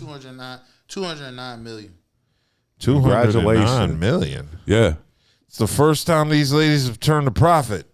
Actually, they've been turning profit. Just This is substantial. This is a substantial profit they done The turned. NBA stars beat Caitlin Clark and them beat the USA 117 and 109. How do they determine The Olympic team, the WNBA USA and Olympic USA? team, Say what? the USA Olympic team they beat. So this just going to give even more steam to why Caitlin. No, I ain't thought it make- was just wait. Well, because Agunier, she had recorded 34 points in that. So this gives more steam to why Caitlin ain't make the team after. No, Caitlin ain't had nothing to do with it. I just told you who had the points, bro. I said Agunier, she had 34 points. She led it with 34. Caitlin's team. Say what? She's on the WNBA. She's on the All Star. That's what I'm saying. So yeah, I can't. Agunier, she had 34. Caitlin Is that the host of the talk show? What? Is that that's her sister? That's her sister. Okay, bet. Okay. So Caitlin Clark had 4 points, 10 assists, 1 rebound, 0 for 7 for 3-point range, 2 for 9 in 26 minutes. Agunier, she had 34 points, 6 assists, 3 rebounds, 8 for 13 from 3, 10 for 20 in 31 minutes. Let's see what girl Angel Reese did. Reese had 12 points. She had a double-double. That's what she 11 do. Rebounds, 0 for 2 for 3, 50% from field goal range, 18 minutes of play. And can I say this? This will be the toughest game that Team USA probably has to play.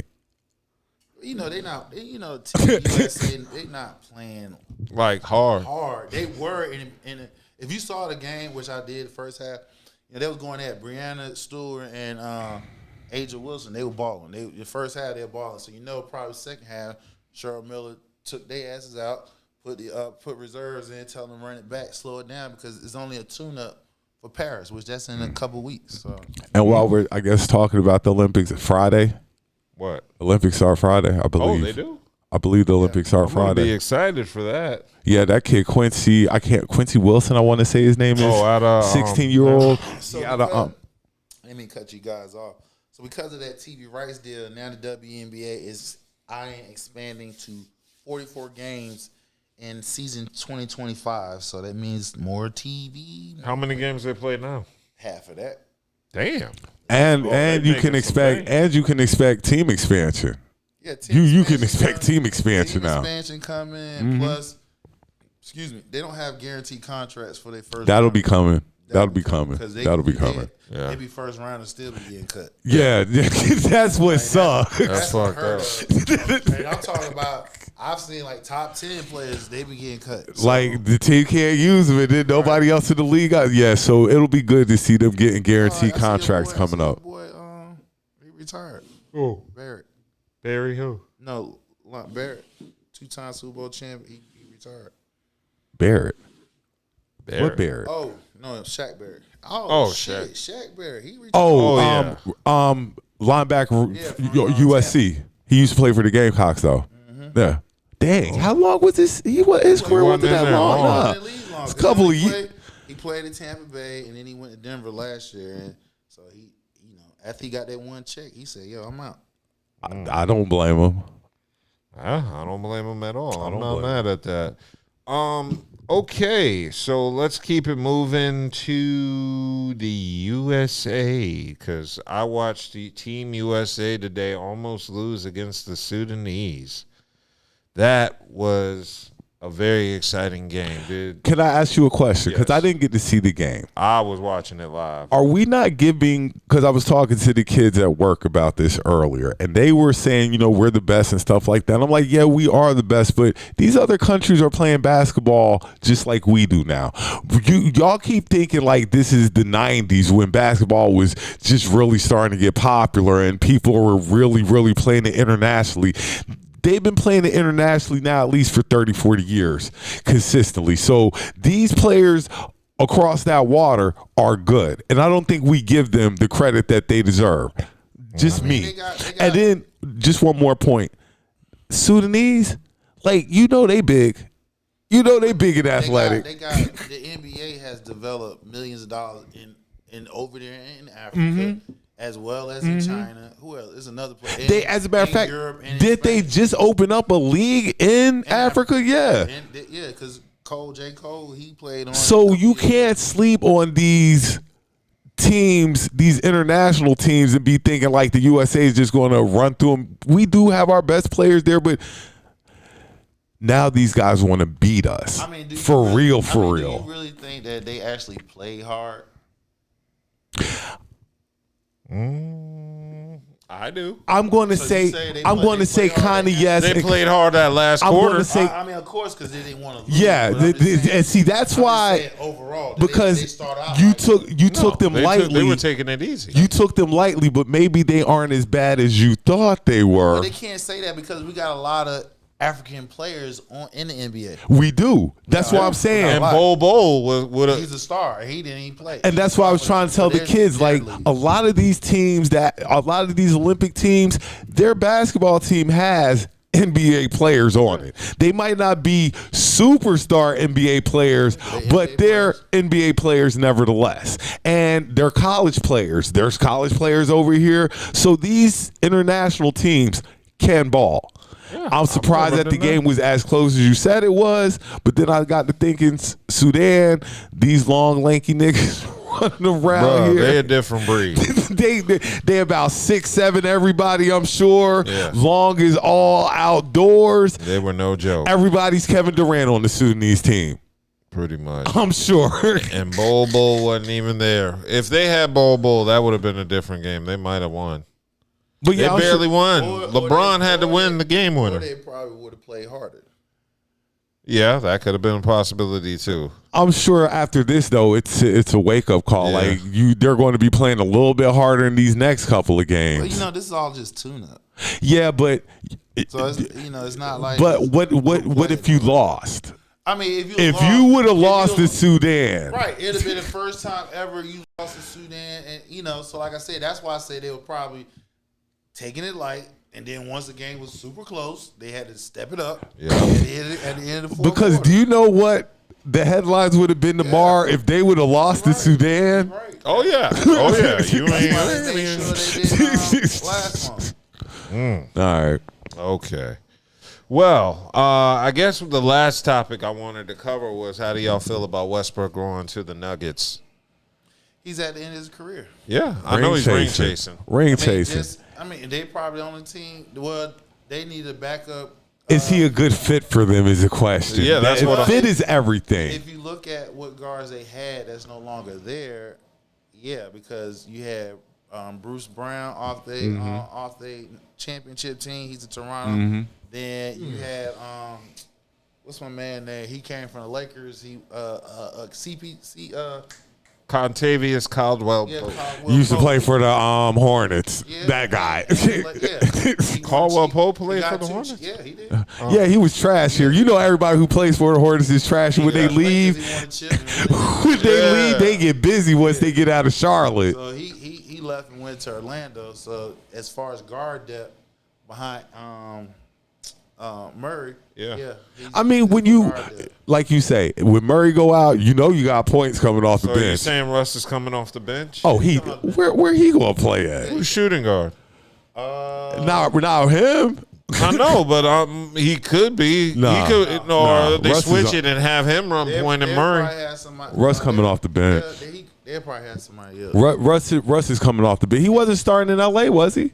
No, he was coming off the bench then too. Yeah, he's a six man. He's now he's a legitimate six man. Only way he'd stay in the league if he's coming off the bench. Yeah, he's a legitimate six man. Unless Murray got hurt.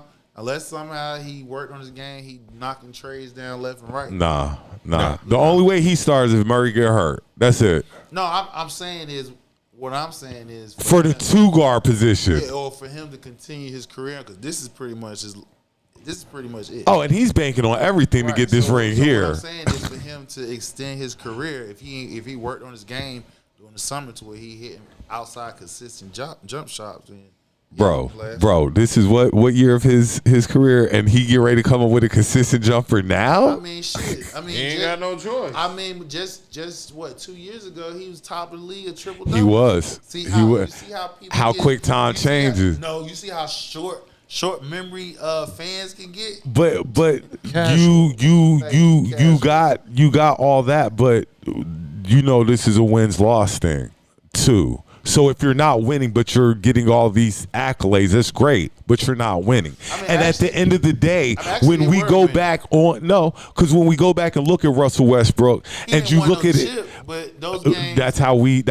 I get you, but we got a lot of top 50, top 75 that ain't won no chip. Remember how we talked about James Harden the other day? He's winning because somebody got a copy of his shot. remember how James Harden said he was going to be looked at as a winner, and we're like, You're right. yeah. You're right. And I said He won a lot of money. Right, and I said the only way where he can look at anytime you come in the league, and not only your fellow NBA players copying your, and as well as everybody around the world copying your shot. I mean, you win it in a sense. What? No. Westbrook is a winner in life. He won at life. He got that big check, all that. Got the beautiful wife, all that. Successful, all that. He's a winner at life. Yes. Everything else questionable. Basketball. He's a Hall of Famer. He's definitely a Hall of First ballot Famer. Hall He's of Famer. the first ballot. Like that goes without question. So at the end of the Like day, all those triple doubles, they don't go he's still without number some one. type of. He's still number one. Mm-hmm. Jokers is number 3. Yeah. So let's keep that in mind. Okay. Cool. Well, I'm out of topics, and we just hit the 3-hour mark. It's Wow. been our longest show ever. Ever. Yes. And we have a we did- Shakur Stevenson rant to think. I thought we did 3 hours before. We've never done a 3-hour show. Well, thanks, Shakur Stevenson. Goddamn it. We appreciate y'all tuning in tonight. Yeah, Thank y'all thanks, so Shakur much. Stevenson. Y'all have anything else to say? We don't have a I'm cute good. outro this time because I mean, I'm tired. Like I said, my whole thing is like, hey, just pay attention when it comes to voting. Like I said, Yes, it's yes, bigger. yes, Even yes. though you might not like Biden or whatever case may be, you need to, because as we just got finished talking about black women, y'all. Hey, Kamala is y'all pick. Well, see, I wanted to speak on this real quick. See, the for one it. thing I know for sure, this is why Hillary lost. White women didn't stick together. No, they didn't like White her. women didn't stick. Right. One thing I know black women will do, they going to run for Kamala. Exactly. They're going, but will everybody else if she happens to be that's the biggest thing. Black women are going to support her like nobody else's business. She was one on the list of VP picks that they wanted Biden to pick. So yes, they're going to. The problem is, like I said, Are independents going to slide with her? No, it's not that. It's like the elites. They don't want her. They're not supporting her. That's why Bill Clinton and Hillary is behind the scenes telling big donors, you keep giving money, because the big donors has come out and saying, we're not giving, as long as Biden on the ticket, we're not giving no money down the ticket. So Hillary and Bill's going behind the scenes, basically saying, hey, y'all keep giving money. I don't understand that. If you want a Democrat in office, you're going to support the candidate. It's about power. Yes. But I see what It's you're all saying. about power. If either you want Trump in office or you want a They Democrat. don't care about winning. It's about power. They're willing to sacrifice the Democratic ticket just so it's about power. They have their 5 people that they want in that position. Oh. The point is, like I said, Biden is within reach. He can still capture and beat Trump. The point is, this is a scenario that's being thrown around that can happen. Within Possibly. the first half, if Biden wins, first half he'll resign. She'll come in. She'll be the first black Female president. Then in 2028, she'll be the incumbent. Meaning, you're not gonna go against her. She has the war chest. So they really want to reset this whole shit. Because remember, that'll make us have not one but 2 black presidents, one female, one black within our modern day history. Well, they in trouble because I can tell you now that she's going to be his VP again. Yeah, I mean, they went to him. They went to him and told him to drop her. He said no. No, because he knows what she brings to the table. Because she got connection to the young people and all that other stuff. And she's part of Divine 7, another group that votes. You want another black group that votes, the Divine 7. I want to give a shout out to Joe Biden. I think I heard something about him possibly invoking term limits on the Supreme Court and things like that. That is something we definitely need. It shouldn't even be. It shouldn't even be a debate about term limits. If president can only have 8 years, don't nobody else need 25 and stuff like that. It should be 10. I say 10 years. Nope. 10. Nothing more than 8. Nothing more than 8. Because again, you're talking. Hell, 8 years you can be powerful within 8 years. You can. Cars, right? You can. So term limits is important because, like I said, it forced them to govern. So now, that's the most important part. And then you filter out all these old people you have and just collecting these big paychecks, not doing nothing. That filters them out and gets them out and kind of stops nepotism because all they do is just pass on. They've been sitting in office so long, they're grooming their child or whoever to take the office from them. It's the family tradition. So we definitely got to get away from that. But that's all I want to say. Okay, well, it's been a riveting show, everybody.